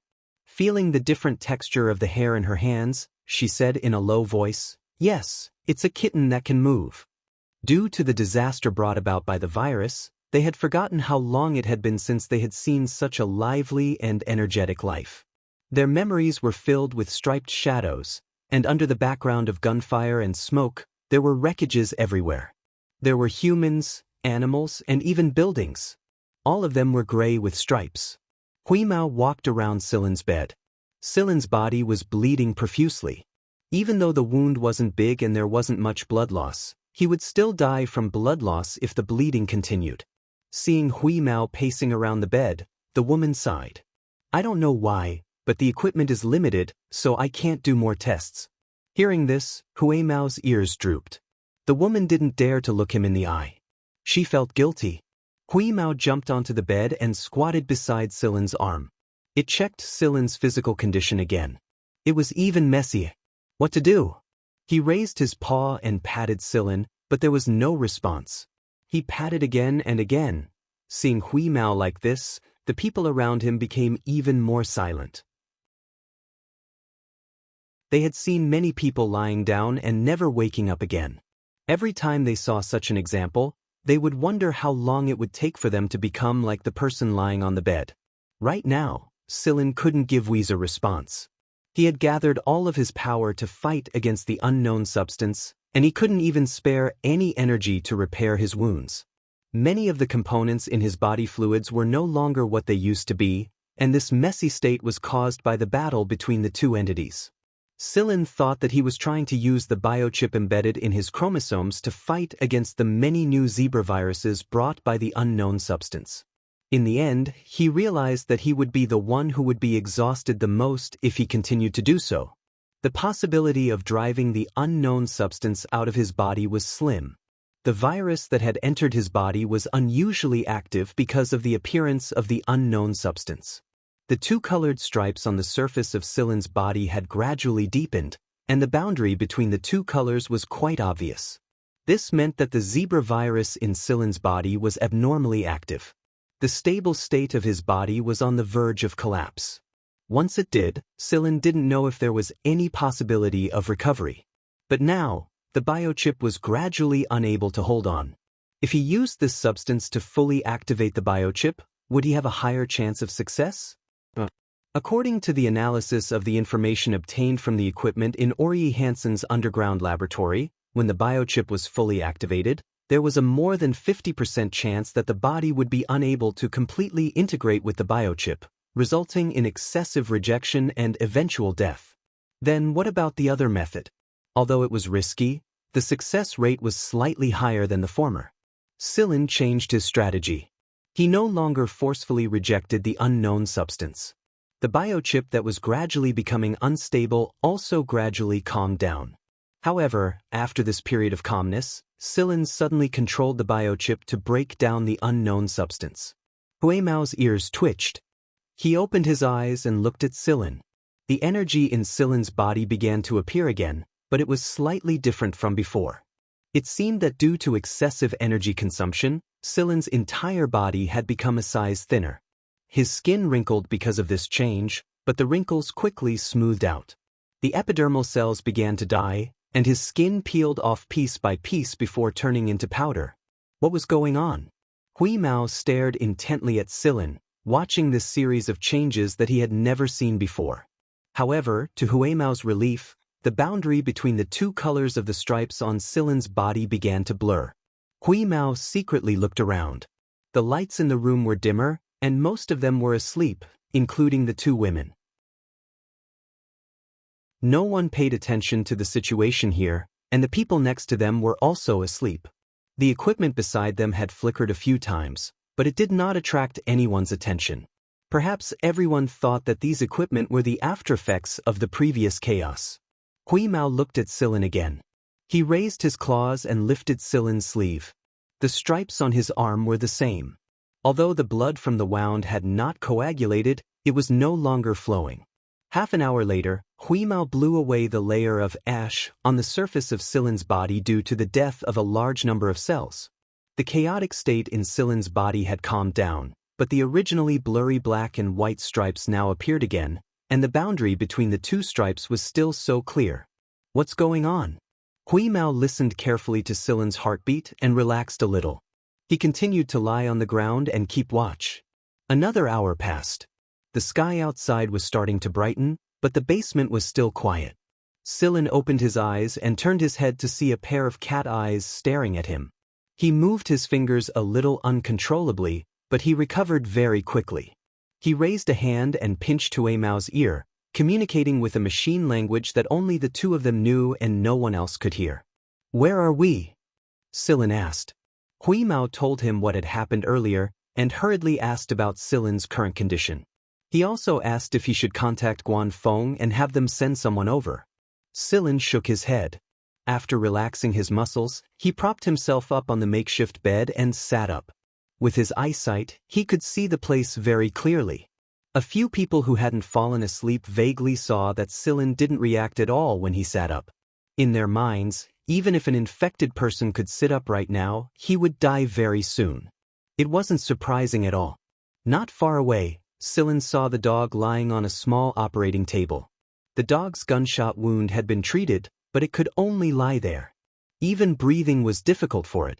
There was a glass of water on the cabinet next to him. Silen poured himself a glass of water and drank it. Then he found a bag of compressed biscuits. Although the workmanship was rough, it could still save him a little.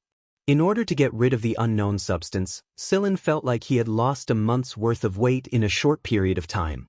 Originally, Silen had planned to treat the unknown substance gently, decompose it step by step, and then eliminate it. Who knew that he would seize an opportunity in the end?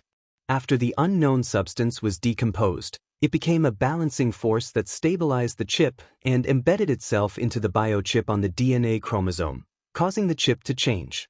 What made Silen happy was that during this embedding process, the chip was completely activated. under the effect of the decomposed unknown substance. It was unusually peaceful. In other words, Cylin had absorbed the substance that produced the zebra virus for his own use. It was exactly because of this that Cylin was able to better understand this new virus. Most of the time, naturally formed life forms were much stronger than artificially modified ones. The same was true for viruses. In fact, the most dangerous viruses weren't the viruses in the secret research institutes, but the unknown viruses that hadn't been discovered yet. This virus was definitely not artificially created. It was a new life form, a new virus. It didn't appear in the form of DNA or protein like other known viruses, but in the form of this unknown substance. The unknown substance that entered Cylin's body allowed the zebra virus to appear. Now, without this substance, the zebra virus would no longer appear. As for the so-called mutants, Cylin could analyze the interaction between the chip in his body and the unknown substance to find the best solution. Taking advantage of this time, Cylin looked at the contents recorded by the scanning machine in the underground laboratory where the substance was discovered. The whole story of the discovery of the substance and the origin of the zebra virus were recorded. He was a depressed researcher. He had only accidentally discovered the material that fell from the meteorite and brought it into the laboratory. However, it didn't take long for him to discover that he was infected with the virus. After discovering it, the person didn't immediately report it. Instead, he set up a trap with a hateful thought. The people who died on the planet discovered by the patrol team were the victims. Through the records, Cylin knew that the researcher contacted 7 people. In other words, in addition to the 5 people who had been discovered, there were 2 more people. These 7 people were the carriers that spread the virus from one planet to another. This was a revenge incident. "Hey, you're awake?" the woman who brought Cylin over said. Cylin put away the scanner without a trace and smiled. "Thank you for bringing me in."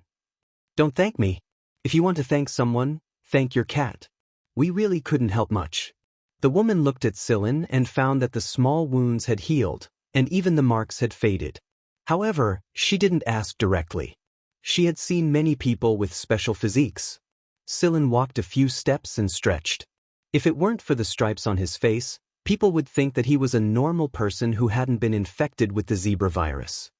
"Anyway, thank you for bringing me here." The woman smiled bitterly. "This is all I can do. I know that everyone is going to die, but I still want to do something out of habit. Come, I'll take you to eat some hot food." There was a small compartment in the basement that was used to store hot food. Here, the woman scooped a bowl of porridge for Cylin. This was the only simple food in the basement. Cylin drank a large bowl. Although it wasn't much, he still felt hungry. However, he realized that there wasn't much food in the basement, so he didn't ask the woman to make more after he ate some. It was already dawn outside, but no one dared to go out. They were afraid that they would be beaten into a sieve. Hui Mao was also very hungry, but it was picky and didn't eat this kind of porridge.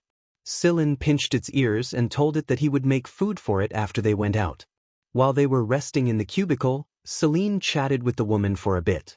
He learned that the woman was a doctor, and the school she went to was not a good one. Her family's financial situation was limited, and she did not have any particularly outstanding talents. She had always been unknown.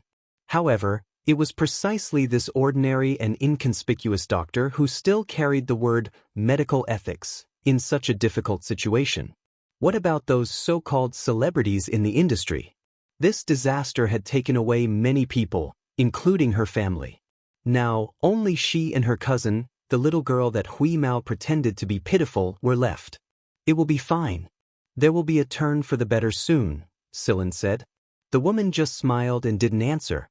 They had been looking forward to the so-called turn for the better for too long, but the final result was always disappointing. Now, she was numb with disappointment. She only relied on the remaining medical ethics to support herself. She didn't give up. She was motivated to keep those people alive for one more second. Of course, she wasn't stupid. She had her own standards. There were some people she didn't dare to bring in.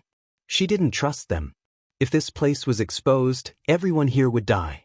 After talking for a while, Cylin took out a tube of medicine. It was a broad-spectrum medicine that he had made in the past. Although it couldn't completely cure the symptoms of the zebra virus, it could play a role in alleviating it. Try this medicine. There's hope if you can delay it for one more second. The woman took the medicine and thanked him. She didn't doubt the medicine. After all, at a time like this, it didn't matter what medicine it was. She would give it a try if she could. When the woman heard that Sillin wanted to go out, she gave Sillin a gun. Sillin refused. The gun would be more useful in their hands.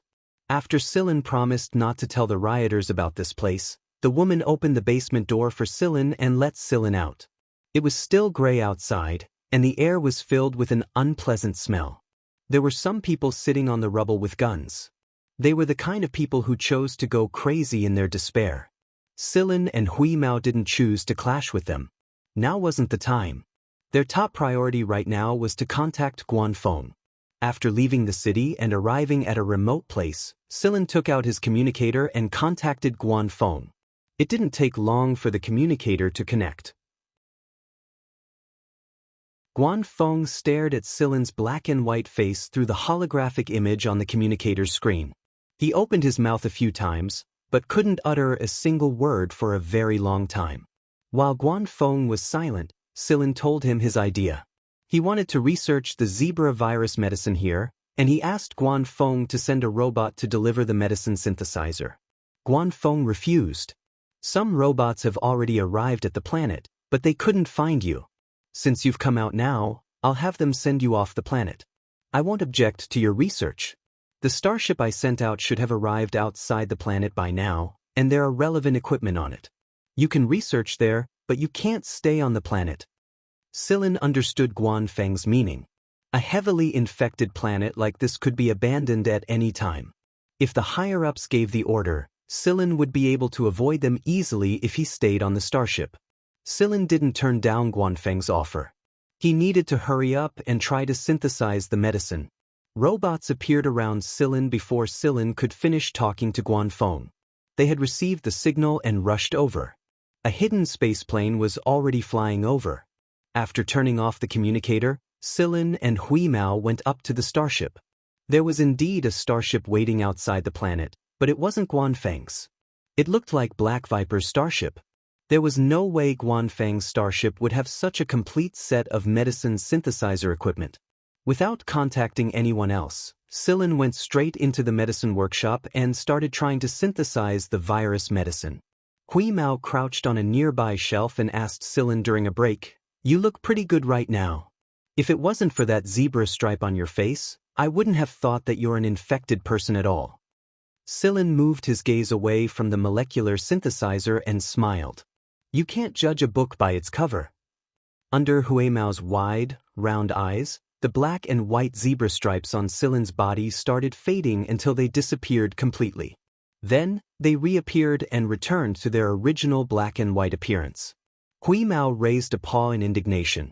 "Ah, you're lying again. It can't be helped. At first, I became like that because of the infection, but after I woke up, I was no longer like that.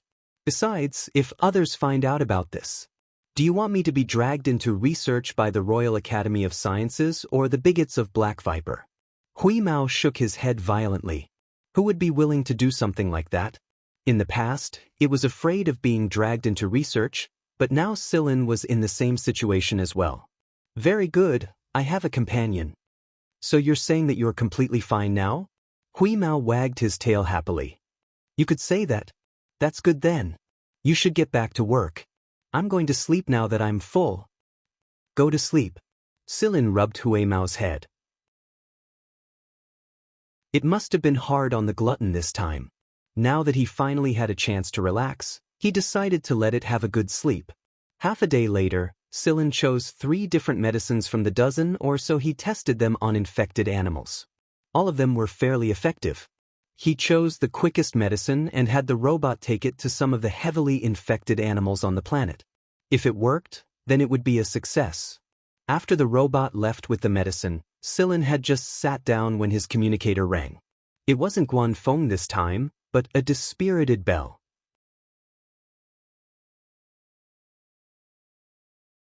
Chapter 301. I've finally gotten in touch with you.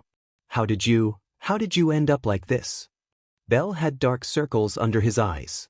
He looked lethargic, probably because he'd been crying. His eyes were swollen, and his beard was unkempt. But when he saw the stripes on Silen's face, he fell silent before he could finish. It's fine, don't worry about me. Just tell me what you need, Silen said. Although Bell, the prince of the Firehawk royal family, could be quite unreliable at times, he had never been this dejected before. I'm fine. Silen, how did you get the zebra virus too? Where are you right now? Are you receiving treatment? I'm in the 11th star region. Bell was speechless. That was a heavily infected star region, one that could be completely abandoned. A moment of silence later, Bell asked, "Did you talk about the zebra virus at Cousin Gaga's wedding?" It was obvious that Bell already knew the symptoms of the virus. He asked, "Are there infected people outside the 11th star region as well?" Bell rubbed his forehead. The dark circles under his eyes were particularly obvious. Bell explained the situation. His mother had been feeling unwell on her way back from a visit, and zebra stripes had started appearing on her skin. Over 80% of the people she'd brought with her were affected. The rest were being tested for the incubation period, and those that couldn't be released were kept in quarantine. The Fire Eagle Queen had only gone out to visit her family because she was bored. The Fire Eagle King, Bell, and the others hadn't been allowed to go with her. After receiving the news from the steward, the Fire Eagle royal family panicked, the Royal Academy of Sciences panicked, and the news began to leak out of the Empire. Everyone began to reject anyone from the 11th star region. At the same time, everyone felt insecure. No matter what the government said, they didn't believe it. There were rumors that the disease was incurable, and those who were unfortunate enough to contract it could only wait for death. "How's your mother doing?" Silen asked. Bell shook his head. "It's not good. She's in the isolation ward right now, and we can't get in touch with her at all. We can only communicate with her through communicators and video feeds, but if we talk to her for too long, she'll show signs of fatigue." Bell sighed. The Royal Academy of Sciences potions can only serve as a buffer. They say they can solve the problem if they can find the source of the zebra virus, but they're using all the resources of the Firehawk royal family to search for the source of the zebra virus. The two armies of the Empire are also searching for it, but they haven't made any progress yet. Silen. Bell hesitated for a moment. After all, Silen was also infected. He couldn't be too negative in front of a patient. "It's okay. Just ask me if you have any questions," Silen said. Bell took a deep breath when he saw that Silen really didn't seem to care about the current situation. "The main reason I'm contacting you is to ask about the actual situation of this virus. You're more knowledgeable in this field than I am, and I don't believe the words of those people. Tell me, is there really no other way?" "I need time." Silen didn't tell Bell about his research. He hadn't gotten the final result yet, so he couldn't promise too much before he could confirm it. Bell covered his face with a grimace. "I know we need time, but it's uncomfortable here. It's really uncomfortable." Bell tapped his chest heavily on his chest. Bell used to be a man who never left his room, but now he spent almost all of his time outside the quarantine room. "She'll recover soon. It shouldn't take too long. Now, use any medicine that can act as a buffer to buy some time for your mother to hold on. Don't give up on herself. If she gives up on herself, even if the medicine is made, I'm afraid it'll be very dangerous." "It's really not long? It won't take long?" Bell's eyes were red as if he had grabbed onto his last lifeline. In fact, he thought that Silen was just comforting himself. "It's the truth. Don't tell anyone about me yet, especially the Jen family. Just wait for the news. There should be a solution very soon." After a pause, Silen said, "I promise." Silen adjusted the angle of the communicator and pointed it at Hui Mao, who was curled into a ball and snoring away. "Look, this cat is sleeping pretty soundly. Does it look like it's worried?" "Not at all." Bell was truly envious of Hui Mao's ability to sleep so soundly. He didn't even dare to close his eyes. If he did, he'd feel like he'd never see the people he was familiar with again. He forced himself to look at them as best he could. "Silen, does Teacher Guan know about your situation? If you need protection, Don't hesitate. I'll be able to help. Thanks, but it's fine. I just talked to him, so don't worry about me being stubborn. Take care of yourself. If things get really bad, contact us more often. Don't worry, everything will be fine. Really? After ending the call with Bell, Sillin closed his eyes and fell into deep thought. The source of the Fire Eagle consort's Zebra virus infection should be the two people who escaped. These two people were active carriers of the virus, spreading the virus, and then the infected people continued to spread it, spreading it more widely and infecting more people. Sillin had already sent the information about the two people to Guanfeng. Guanfeng had already arranged for his men to capture the two virus carriers and take control of the areas they had been to. Of course, that was if they were still alive. Sillin also gave some information about the Zebra virus to Guanfeng. He was in charge of leaking the information to Black Viper and the RAS. It would be a good thing if they could find a better way to cure the Zebra virus. However, although Celine had listed a lot of information about the Zebra virus pathogen, he did not mention the unknown substance that he had absorbed into his body. Just like the chip in his body, it was a secret he had to keep. If it weren't for this discovery, there probably wouldn't be a viable cure for the Zebra virus in the short term. Even if an effective medicine could be made in the end, it would cost the lives of countless people and the destruction of many planets. The robot who brought the drug to the planet to search for seriously ill patients to conduct drug experiments finally sent back a message. Looking at the data and the patient's reaction after being injected with the drug, Sillin combined the data and modified the original drug so that it would be more effective on the human body. There were more than 50 people who were injected with the first-generation medicine. They were all severely infected and immobile, and many of them were on the verge of death. 41 people showed signs of improvement after the injection. 6 out of the remaining 9 were more resistant to the medicine because of their constitution, so the medicine wasn't very effective. He would have to wait and see. The remaining 3 people died not long after the injection. It wasn't because the medicine didn't work, but because they were all physically weak. For example, the elderly or those who had been in a suboptimal state all year round. Their bodies were too fragile and they were already critically ill. They passed away before the medicine could save them. It was good that it was effective. The modified medicine would be injected into the people on the planet in large batches, but the process would take some time. In order to save as many critically ill people as possible, Sillin sent the molecular formula and other information of the first-generation medicine to Guanfeng to save the severely infected beyond the 11th star region. It was only limited to the severely infected people. Sillin still needed to make some improvements to the medicine, and they would receive better and safer medicine in the end. After Guanfeng received the information about Sillin's medicine, he found a person he was on good terms with from the RAS to synthesize the medicine. Although this person wasn't a high-ranking executive, his academic attainment was no less than theirs. He had the right to compete for the position, but he wanted to spend more time on his own research.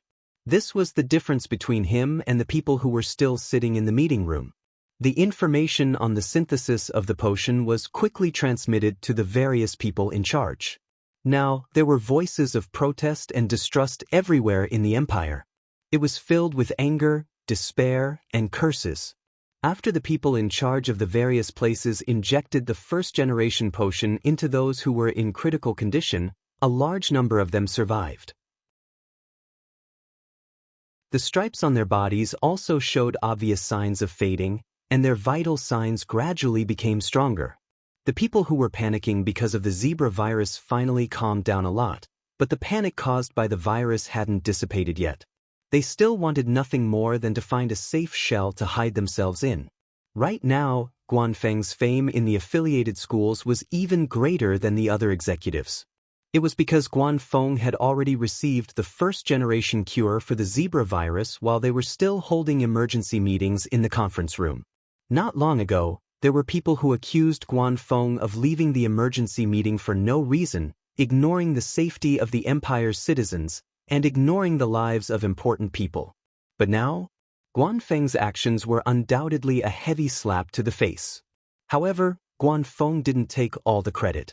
He released a statement through the official media and explained that it was all his student Silin's work. Moreover, Silin was also infected by the zebra virus, and he had spent all his time and energy on research even though he was infected.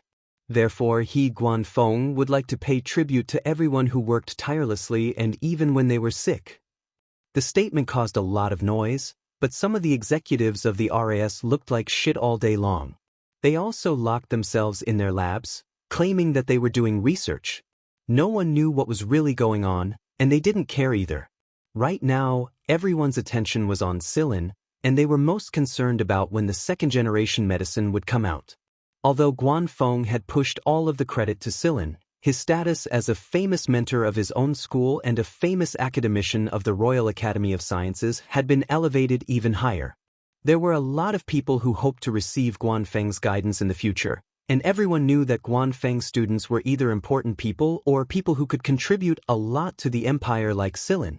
Who wouldn't be envious when they became famous? Bell had learned about the first-generation medicine as well. His eyes were practically brimming with tears when he heard that the first-generation medicine had come out, and he immediately told his mother a lot of things through the quarantine room's communicator. He was so excited that he took a little too long to talk, so his father pinched his ear and ordered him to go back to sleep. After all, everyone had been guarding the quarantine room until now, and no one had slept a wink. They were afraid that the quarantine room would be gone by the time they opened their eyes again. After receiving the good news that the first-generation medicine was a great success, the Fire Eagle King sent Bell and the others back to rest. Everyone needed rest too much, and if they continued like this, a bunch of people outside the quarantine room would collapse before the people inside had even died. At the 11th star region, the so-called special department personnel such as Gu Xian and Tu Ba were cooperating with Silin's operation. Christy Hadar and the Emperor of the Mist Bodhisattva Empire had ordered them to cooperate with Silin's operation as much as they could. Silin had the highest authority to command all department personnel stationed at the 11th star region, and he had also sent out a portion of the military to start treating the 11th star region. The special department was in the open, and the robots were in the dark. At the same time, the military and government personnel of every planet were forced to cooperate. Those who didn't would be punished by the department personnel. What else do you want at a time like this? Profit? Fuck off. Silin sent someone to the basement where the second batch of medicine was being tested. He injected the second-generation medicine into both the critically ill person and the dog inside. The planet was already under the control of the newly dispatched army. The messy streets were being cleaned up by large cleanup machines, and the extremists who had gone too far had been killed. Maybe they weren't like this because of the virus. The chaos caused by the virus was nothing more than a fuse for them to vent their bloodlust. The second-generation medicine was a lot more successful than the first. Black Viper had also developed a couple of medicines based on the information Silin had provided and the results of the first-generation medicine. However, Silin's second-generation medicine was slightly better than the first. Silin wasn't satisfied with the second-generation medicine's success. It was because the second-generation medicine still had a flaw, but Silin didn't know how to fix it in the short term. That was why he summoned some people from Black Viper's research department as one of Black Viper's 3 leaders, including Neo, who was stubbornly refusing to inject himself with the medicine he had developed. There were a lot of people who were in the same situation as Neo. Although they weren't critically ill, their thoughts and attitude made them look like idiots to most people. The second-generation medicine had been handed out, and many places in the empire with infected people switched to using it. Everyone was much more confident when they saw the results. The government used the second-generation medicine's momentum to spread encouragement and attack those who spread rumors. Silin didn't pay attention to any of this. He gathered some people from Black Viper to discuss and improve the second-generation medicine's flaws. Silin had his own way of dealing with these paranoid research maniacs. Soon, everyone, including Neo, was discussing the second-generation medicine through their communicators. This was a summit without any RAS personnel. Later on, it became known as the Zebra Summit. The public's understanding of the summit was limited. Some people speculated that Silin had gathered a lot of hidden geniuses to participate in this meeting, And most of these mysterious folk experts were infected with the zebra virus. That was why a lot of people went to the 11-star region to search for the real person after the conference. Many versions of the Zebra Summit experts had appeared, but Sillin couldn't help but feel helpless. That being said, he had to admit that there were a lot of scholars who had been buried for a long time because of this event. Of course, this was a story for another time, so let's not talk about it for now. Speaking of which, the people of Black Viper shared their thoughts as if they had found a common voice when Sillin gathered them together for the seminar. In their opinion, the empire was filled with humans who weren't of their own race and had the intelligence of chimpanzees. Their IQ wasn't on the same level, so of course they wouldn't say anything if they didn't agree. That was why they were a lot more relaxed now that they had found their own kind. The discussion at the conference was intense, and it was all professional knowledge. Even some people in this field might not be able to understand it. In Tuba's words, it was so profound that it made one's hair stand on end. This was the deep understanding of a soldier. Soldiers could understand the use of various machines, could understand the analysis of many kinds of codes, and could understand signal dissection. However, things like virus research were like listening to a book from heaven to them. They weren't in the same plane. After the conference, the third-generation medicine was finally produced. This was the perfect medicine in everyone's heart. Even those with weak constitutions or those with strong rejection could use it without any side effects. The Firehawk concubine's condition quickly improved after using this medicine. With the popularization of the third-generation medicine, everyone knew the name Sillin and the Zebra Summit that produced the third-generation medicine. Sillin didn't take all the credit, but the people from Black Viper couldn't be made public, so they hid their key information. Sillin looked at the planet being repaired through the paintings on the starship. From space, the planet was no longer filled with flames, nor was it covered in haze. The small city that Sillin had stayed in was also gradually recovering. The sky had become clear. One could see the white and clean clouds after the end of the chaotic world. The blue sky made people want to sink into such clarity. Although it hadn't been too long since the outbreak of the virus, it was only a few dozen days. But after that, it might be a few years, a few decades, or even until they grew old. The people on this planet wouldn't forget this gray memory. The woman in the basement was also standing outside. She didn't bring out a stool and just sat on the ground while leaning against the building. Beside her, the little girl was hugging the pet dog that survived and basking in the sun on the street that had been cleaned up. There were some children running on the street. There were still some streaks on their faces that hadn't completely faded, but their bodily functions were already recovering. Soon, they would be able to run and jump to their heart's content. After this, people treasured this God-given mobility even more. The joy of escaping from death's door wasn't very intense. There were no cheers or crazy shouts. Everyone just smiled faintly as they looked at the children who had survived the disaster running on the street. The city that was riddled with holes under the sun was no longer the same as in their memories. However, this kind of city that was coated with a layer of golden light made people tear up uncontrollably. Everything would be better.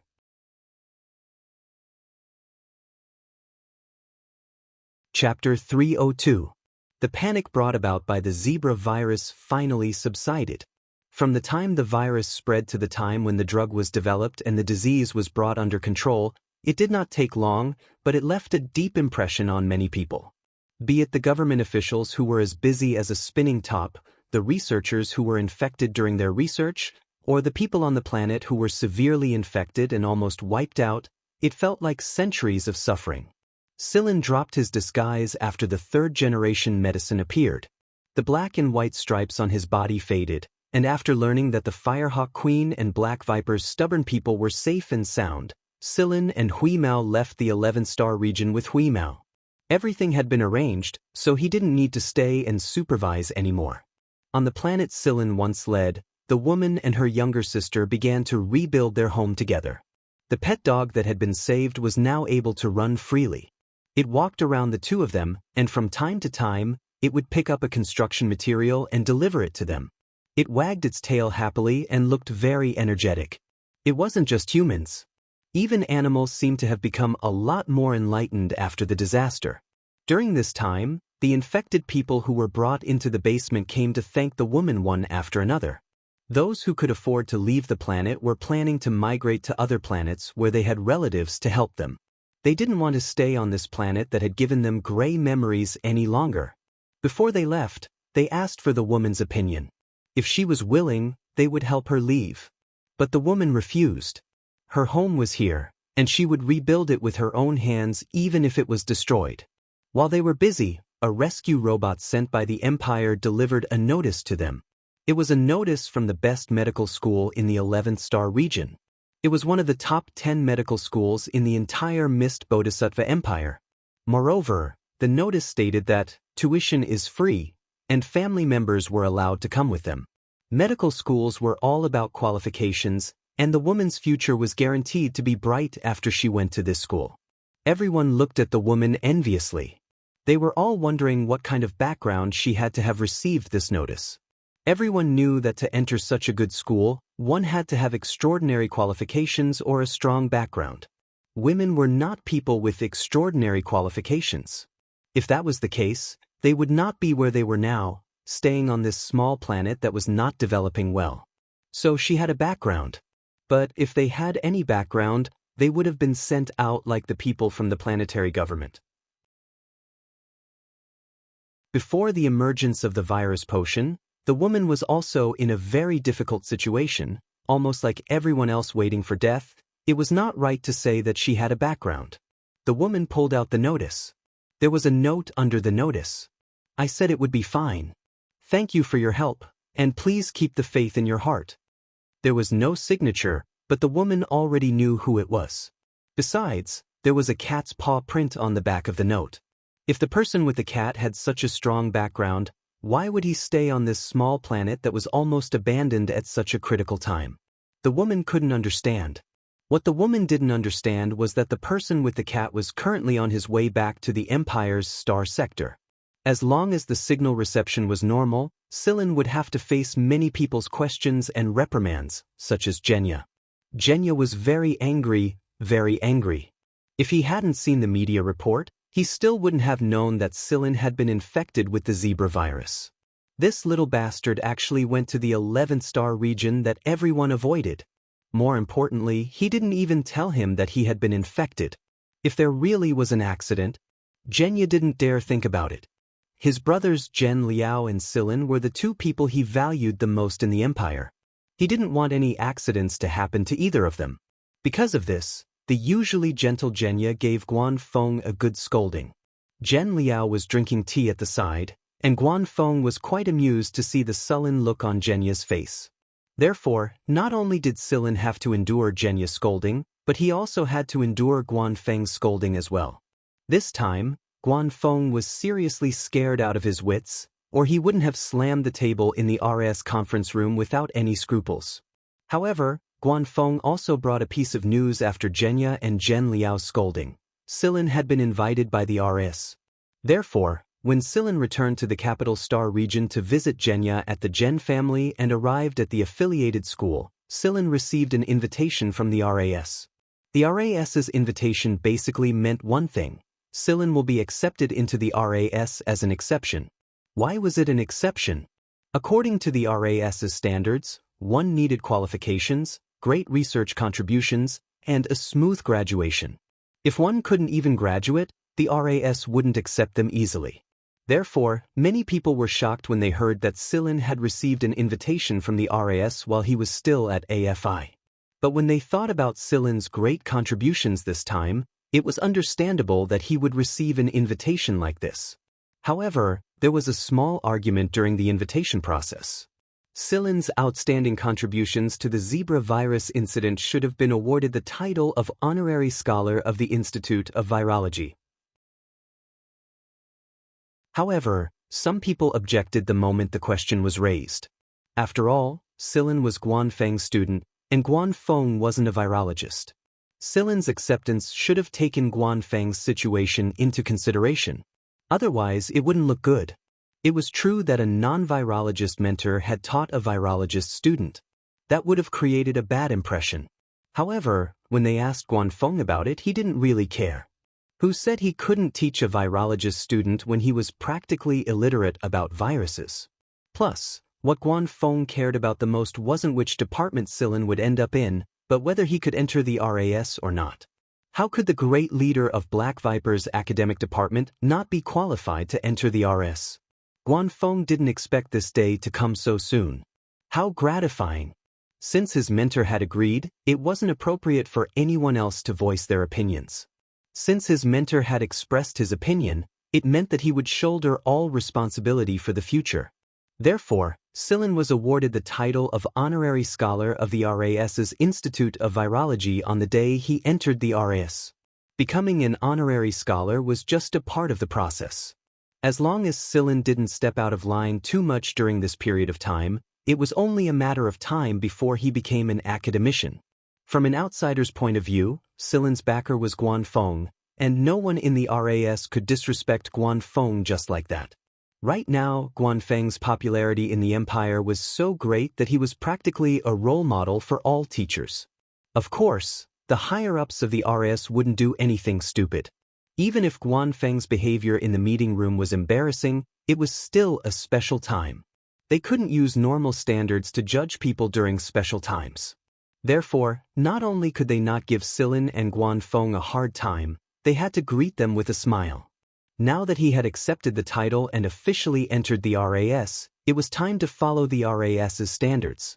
Those who had their own ideas could apply for projects and funding, and those who didn't or those who had similar projects to the other academicians could apply to join the big project. After all, a big project like this would bring great benefits to everyone involved. Be it the academic glory or the money they would earn at the end of the project, they were all things that outsiders would be jealous of. Of course, you could also choose not to apply for or participate in any projects, but that would mean you wouldn't have wealth or a higher reputation. Generally speaking, newcomers to the Royal Academy of Sciences would apply for projects or recommend themselves to academicians with big projects in order to get a place in the academy. But Silin didn't choose either. He didn't have a big project yet, and he didn't want to join one either. Plus, he was still a student at AF1, and he had to complete the basic tasks Guanfeng had assigned him. He also had to deal with some unexpected incidents at Black Viper's place. People like Neo would always start conflicts of one kind or another, and they wouldn't settle them with violence. Instead, they would settle them with the results of their research. If they didn't control it well, another incident like the zebra virus might happen again. After all, artificial viruses could cause a lot of harm. Therefore, Silin didn't have the time to care about the RAS's projects at all. Even though Silin wasn't participating in the projects, there were some things he had to do. Even Guanfeng couldn't say anything about it. That was, he had to send them to famous academies in different star regions to give presentations. Of course, it was left to the honorary scholars. How could the academicians have the time to travel all over the star regions to give presentations? Everyone was busy with their own things, and they were supervising their subordinates' projects. Usually, the honorary scholars under their projects would be the ones doing the presentations. These honorary scholars were labeled as academicians, so they would be mentioned many times during the presentations. Not only did this save time, but it also spread the influence of the Royal Academy of Sciences. It also allowed the academicians of the Royal Academy of Sciences to maintain a sense of mystery. This time, it was Guanfeng's turn to give a presentation. However, Guanfeng preferred to complete his own projects on his own, so he never allowed the honorary scholars to participate.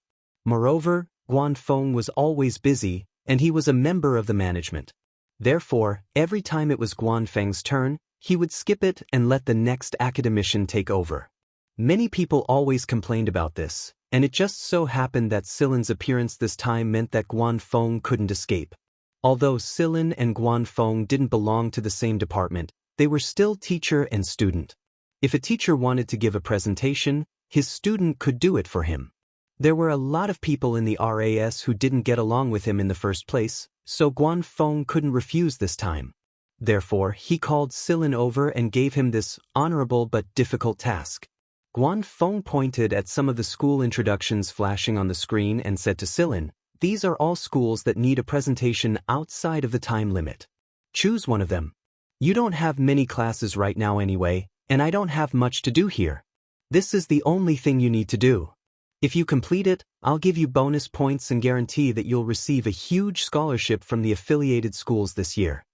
Sillin shot Guanfeng a sideways glance before walking up to the screen and flipping through it. Sillin's hand suddenly paused. This one then. Guanfeng looked at the school information on the screen and came to a sudden realization. Oh, this one then. I'll give you the relevant documents, and all you need to do is wear the RAS Honorary Scholar emblem. The people over there will welcome you on their own. Sillin chose a school in the 23rd star region. Sillin thought that he might as well pay Old Chang and the others a visit since he was only doing a report. When he returned to the dormitory, Sillin was packing his things. Hui Mao was crouching on top of a cabinet, rolling left and right instead of helping. Moreover, he was still within Sillin's field of vision. Sillin closed the bag and looked at Hui Mao. Speak. What do you need? Seeing that Sillin had finally spoken, Hui Mao rolled to his feet and complained, Sillin, didn't you say that you'd find a way to go back after that thing is over? Sillin sighed and picked up Hui Mao to stroke its fur. I'm going to visit Shikai and ask about Sigma's master before I go to the 23rd star region. I'm sure they'll have a way. Really? Really? Then let's go now. Hui Mao jumped over to the storage cabinet and started grabbing things. They were all his favorite food, and he had to bring them with him when he went on a long journey.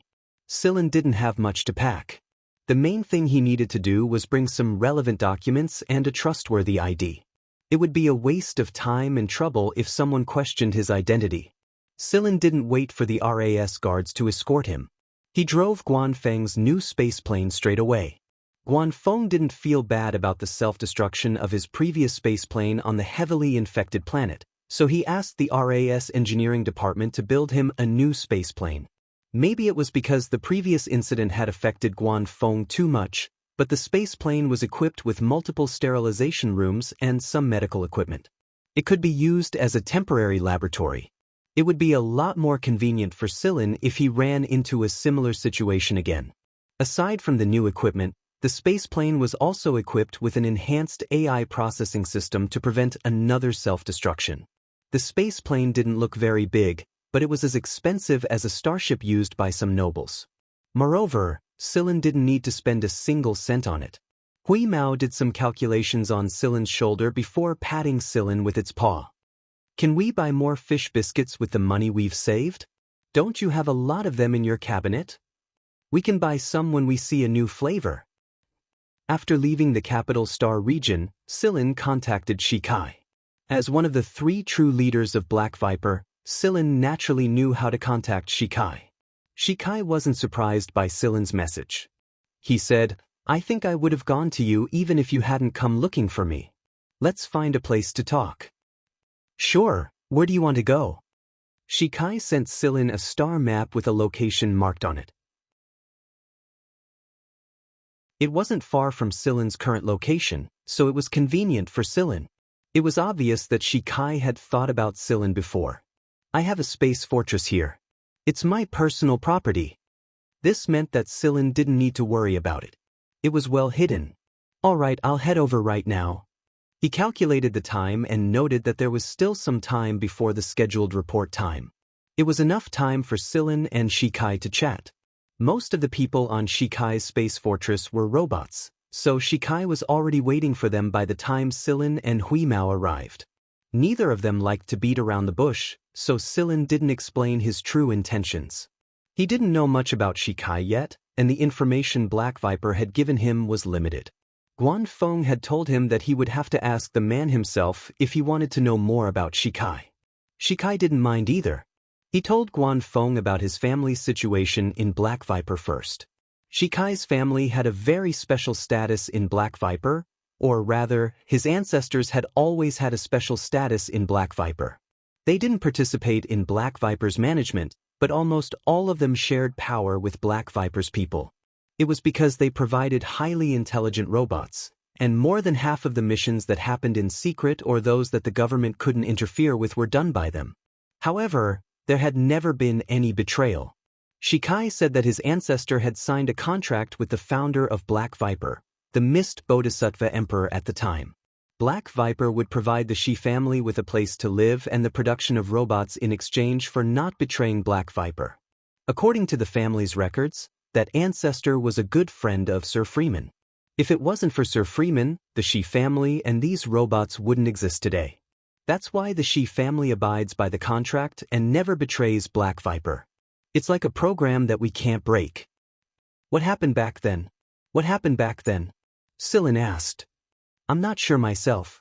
Many generations of Shi family members have searched for the truth, but to no avail. All we know is that Sir Freeman saved the Shi family, and we cannot betray Black Viper.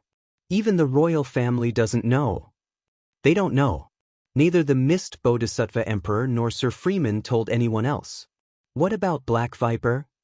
Someone tried to find it in the past, but Black Viper didn't have much intelligence back then, and it didn't have any important memories of the Shi family. All it remembers is His Excellency Freeman. As for the others, perhaps they are not important to it. The more Shikai said, the more Huemao's ears drooped. It felt like its chances of returning were getting slimmer and slimmer. A moment of silence later, Sillin asked, Do you have any sentient robots in your possession? I know what you're talking about, Shikai said before Celine could finish explaining.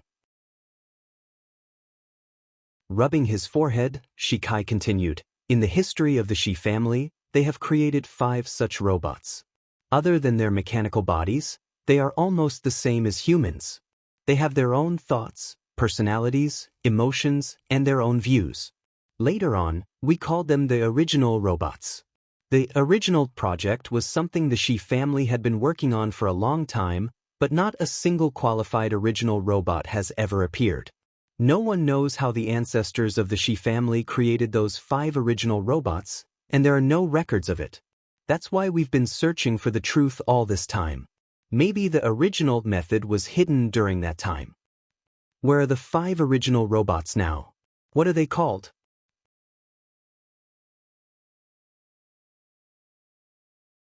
Chapter 303.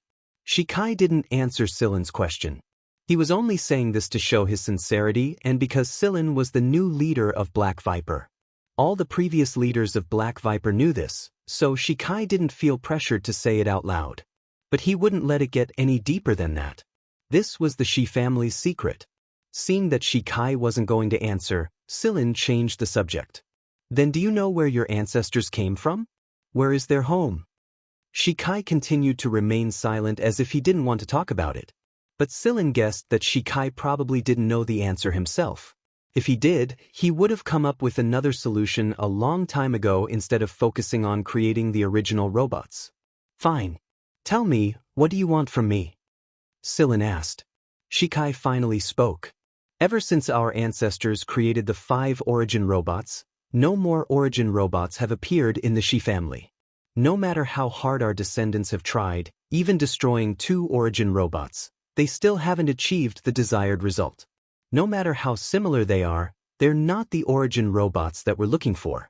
According to the records left behind by their predecessors, the brains of the 2 original robots used for research had a kind of complex in them, which was why their brain circuits were different from other robots. They were more like humans. No, it should be said that other than the mechanical shell, they were just like humans. They had their own independent and divergent thoughts, and they had developed their own unique personalities. We also know that the complex in the brain is very important, but we don't know its molecular formula. Sacrificing the 2 robots didn't give us any concrete information about the complex, so the records left behind are very limited. Sillin hadn't noticed anything special about Sigma's brain structure. It seemed that the key to creating the original robots was to figure out the unknown complex. Is there no other way? Something like a substitute? We've searched for a lot of materials to replace that complex compound. Almost all the ancestors of the Shi family have been searching for the most suitable compound material, but no matter how similar it looks, it's not the original that we have in mind. I've seen the real original robot, and these are just defective products with a fancy outer shell. After thinking about it, in order to better let Sillin understand the difference, Shikai gave an example. Although these robots seem to have expressions and emotions, they are not. It was like when you first taught it to draw a straight line, it learned it, but when you continued to teach it to draw other patterns, it drew it, but it was not what you imagined it to be. It can't learn other lines either. Even if it can draw a beautiful picture with a straight line, it can only draw a straight line and not a curve. That's all. Shikai moved his finger and a light screen appeared in front of him. Shikai raised a finger and drew a straight line on the light screen. Then, he drew a circle beside it. This is the way we humans learn. What about the robots that we developed? Shikayu raised his finger and drew a circular pattern on the side. Why wasn't it a circle? This was because this circle was formed by a combination of lines.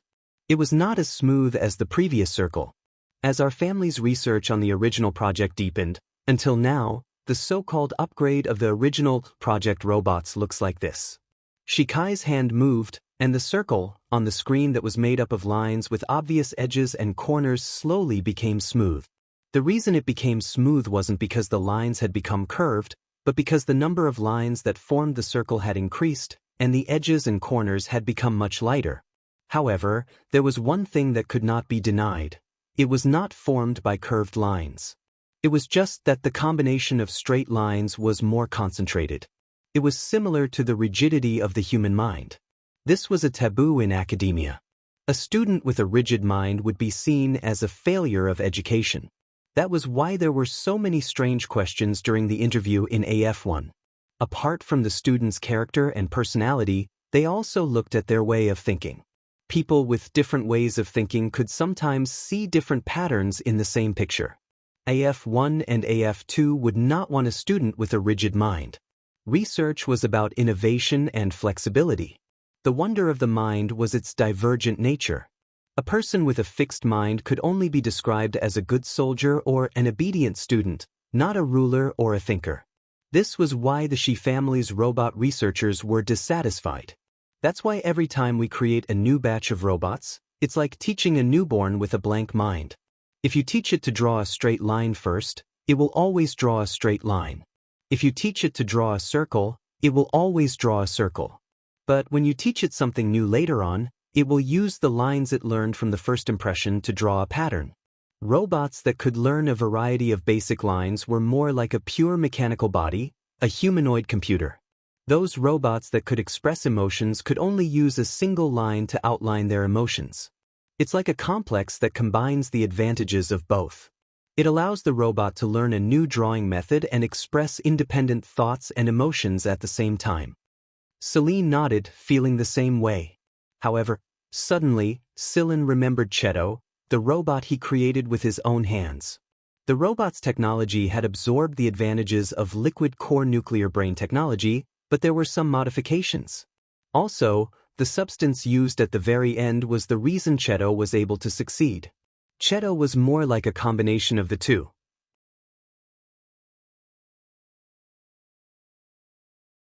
It was impossible for them to develop their own independent thinking and personality like humans.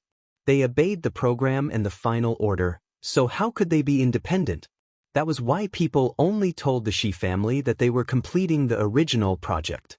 They didn't acknowledge the existence of the original robots. Show me an original robot as proof? Shikai felt bitter. Not even a single one could be produced several hundred years ago. There was no information about the original robots in Black Viper's network, and if Celine had hacked into his private network, Shikai wouldn't have been oblivious. No one else would know about it. In fact, other than a few special robots, no one else would know about it. Where is Sigma? For the first time ever, Shikai's hands were shaking. He didn't even tremble like this when he was completing a batch of experimental robots. Celine shook his head. We can't find it. Just like you said, I also want to know the technology that your ancestors had. While speaking, Celine stood up. Think about it carefully. There are some things that are better for both of us to be honest with each other. A secret will forever remain a secret even if it continues to be kept, and it will never see the light of day again. You can't ask for a secret to be kept and hope that someone else can answer it for you. I still have a mission, and I hope we can have a more sincere conversation after I'm done. Celine didn't expect Shikai to spill the Shi family's secrets just like that. Shikai needed time to think about the so-called sincerity, and since Sillin had waited for so long, Sillin didn't mind waiting a bit longer. Only after Shikai had thought it through and explained everything to Sillin would he be able to make a better decision. Otherwise, both sides would be wasting time. You're leaving just like that? You're not going to ask any more questions? Hui Mao wasn't willing to give up. He thought he could get more useful information from Shikai, but he didn't expect to learn so little. Give him some time. He'll tell us more when the time comes. Hui Mao clenched his hands into fists.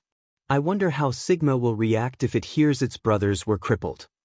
Something big must have happened back then. Sigma told me that his master brought a lot of people with him, but that doesn't seem to be the case from what I've heard so far. Whis nodded. Something big must have happened back then. Sillin and Hui Mao returned to the space plane and left the bastion. Shikai watched the space plane disappear into the distance. He stood in front of the giant monitor for a long time without saying a word. Then he took out a necklace and pressed a button on it. The necklace projected an image of the 5 original robots. These 5 origin robots were the Shi family's most precious treasures. The necklace was the most valuable thing the Shi family's master had left behind. It recorded the lives of the 5 origin robots after they were born.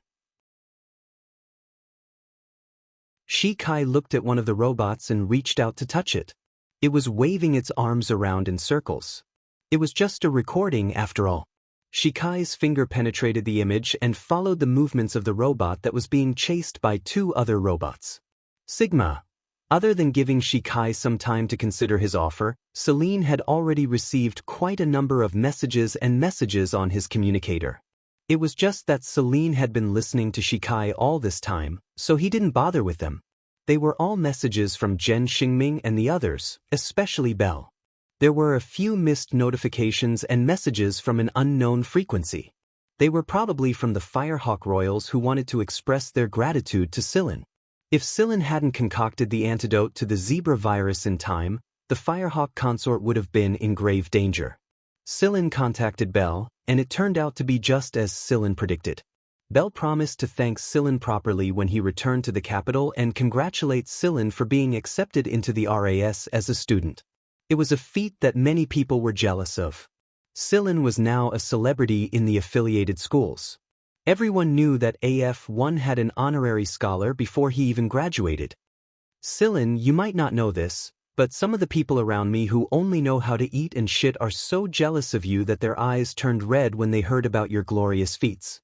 One of them had too much to drink, and when he saw your picture at the top of AF3's ranking, he said something like, "You're just an academic, aren't you? If you run into space robbers without the protection of the military, you'll only get shot." When Gaga found out about it, he beat him up so badly that not even a pig would recognize him. He's just jealous of you. He's just as good as you. He gets excellent marks every time he takes his physical test, but he fails most of the other tests, especially the academic ones. Sigh, what the fuck, who said that academics are all weaklings? He hasn't seen you before, but if you were here, you'd beat him to the ground with one punch. Sillin listened to Belle's endless stream of curses about the affiliated schools. All he did was listen to him with a smile. Thank goodness he had this mission, or he would have been annoyed to death at school. The people from the affiliated schools, especially the rich young masters and ladies from AF3, were hard to deal with when they went crazy. How many guards did you bring with you this time, Sillin? Belle asked worriedly after he was done talking about the affiliated schools. He knew that Sillin didn't like to bring guards with him. Just me and Whis. I see. Did you run into space robbers? There's no way the Empire's patrols are everywhere. No, I haven't run into any space robbers in the Mist Bodhisattva Empire yet. What, are you afraid that the kid's words will come true? Sigh, he's just a jinx. Gaga wouldn't have beaten him into a pig's head otherwise. Ahem, just be careful and run if you run into trouble. Don't worry, I know that. After chatting for a while, Sillin ended the call. Space robbers said. Hui Mao wagged its tail. What a nostalgic feeling. Sillin looked at Hui Mao, who was deep in thought, and shook his head. The cat's paws were itching again after sleeping too much lately. To Hui Mao's disappointment, They didn't encounter any space robbers even after they entered the 23rd star region. There were more patrols after they entered the 23rd star region, and security was much better. The chances of running into space robbers were pitifully low. What kind of space robber would be stupid enough to rob a place with more patrols? Scyllin's arrival didn't attract any attention. Since he wasn't a tourist ship, a transport ship, or a noble's fleet, he had to pass through the official surveillance point to enter the star region. If he was caught entering the 23rd star region without paying a toll or passing through the surveillance point, he would be charged and surrounded by the 23rd MR's army. The army usually didn't care if you lived or died. Cannon fire had no eyes, and you could only blame your bad luck if your spaceplane was blasted to smithereens by accident. Scyllin didn't ask for special permission this time. He passed through the official surveillance point through the normal route. After he arrived at the surveillance area, he accepted a call request and entered his identity information under the system prompt. At the surveillance point, "Yo, you're pretty free. You actually have time to come to our place." A man sitting in a high-level office at the surveillance point looked at the newcomer and teased, "I've been too fucking tired recently. I brought a bunch of new recruits and got a short vacation, so I came to your place to relax." The man sat down on the sofa in the office, grabbed the food on the table, and started eating. He keyed in the password to the storage cabinet and took out 2 bottles of wine. He tossed 1 bottle to the person opposite him and began to eat and drink leisurely with his legs crossed. As the two were talking, the communicator of the person sitting in front of the workbench rang. "Boss, we found a strange space plane." As he spoke, the image and information of the pilot were sent over. The person sitting at the desk didn't hide it from the person sitting on the sofa and directly put the image together. As soon as he saw the identity information, the person sitting on the sofa stood up. "Fuck, why is this kid here?" You're tuning in to the Passion Pages YouTube channel. We're so grateful for your support, and don't forget to subscribe to join us on this incredible journey through captivating stories. Your generosity through donations truly makes a world of difference, as it's the primary source of revenue that allows me to expand and enhance this channel for you. Thank you from the bottom of my heart for being a part of this adventure.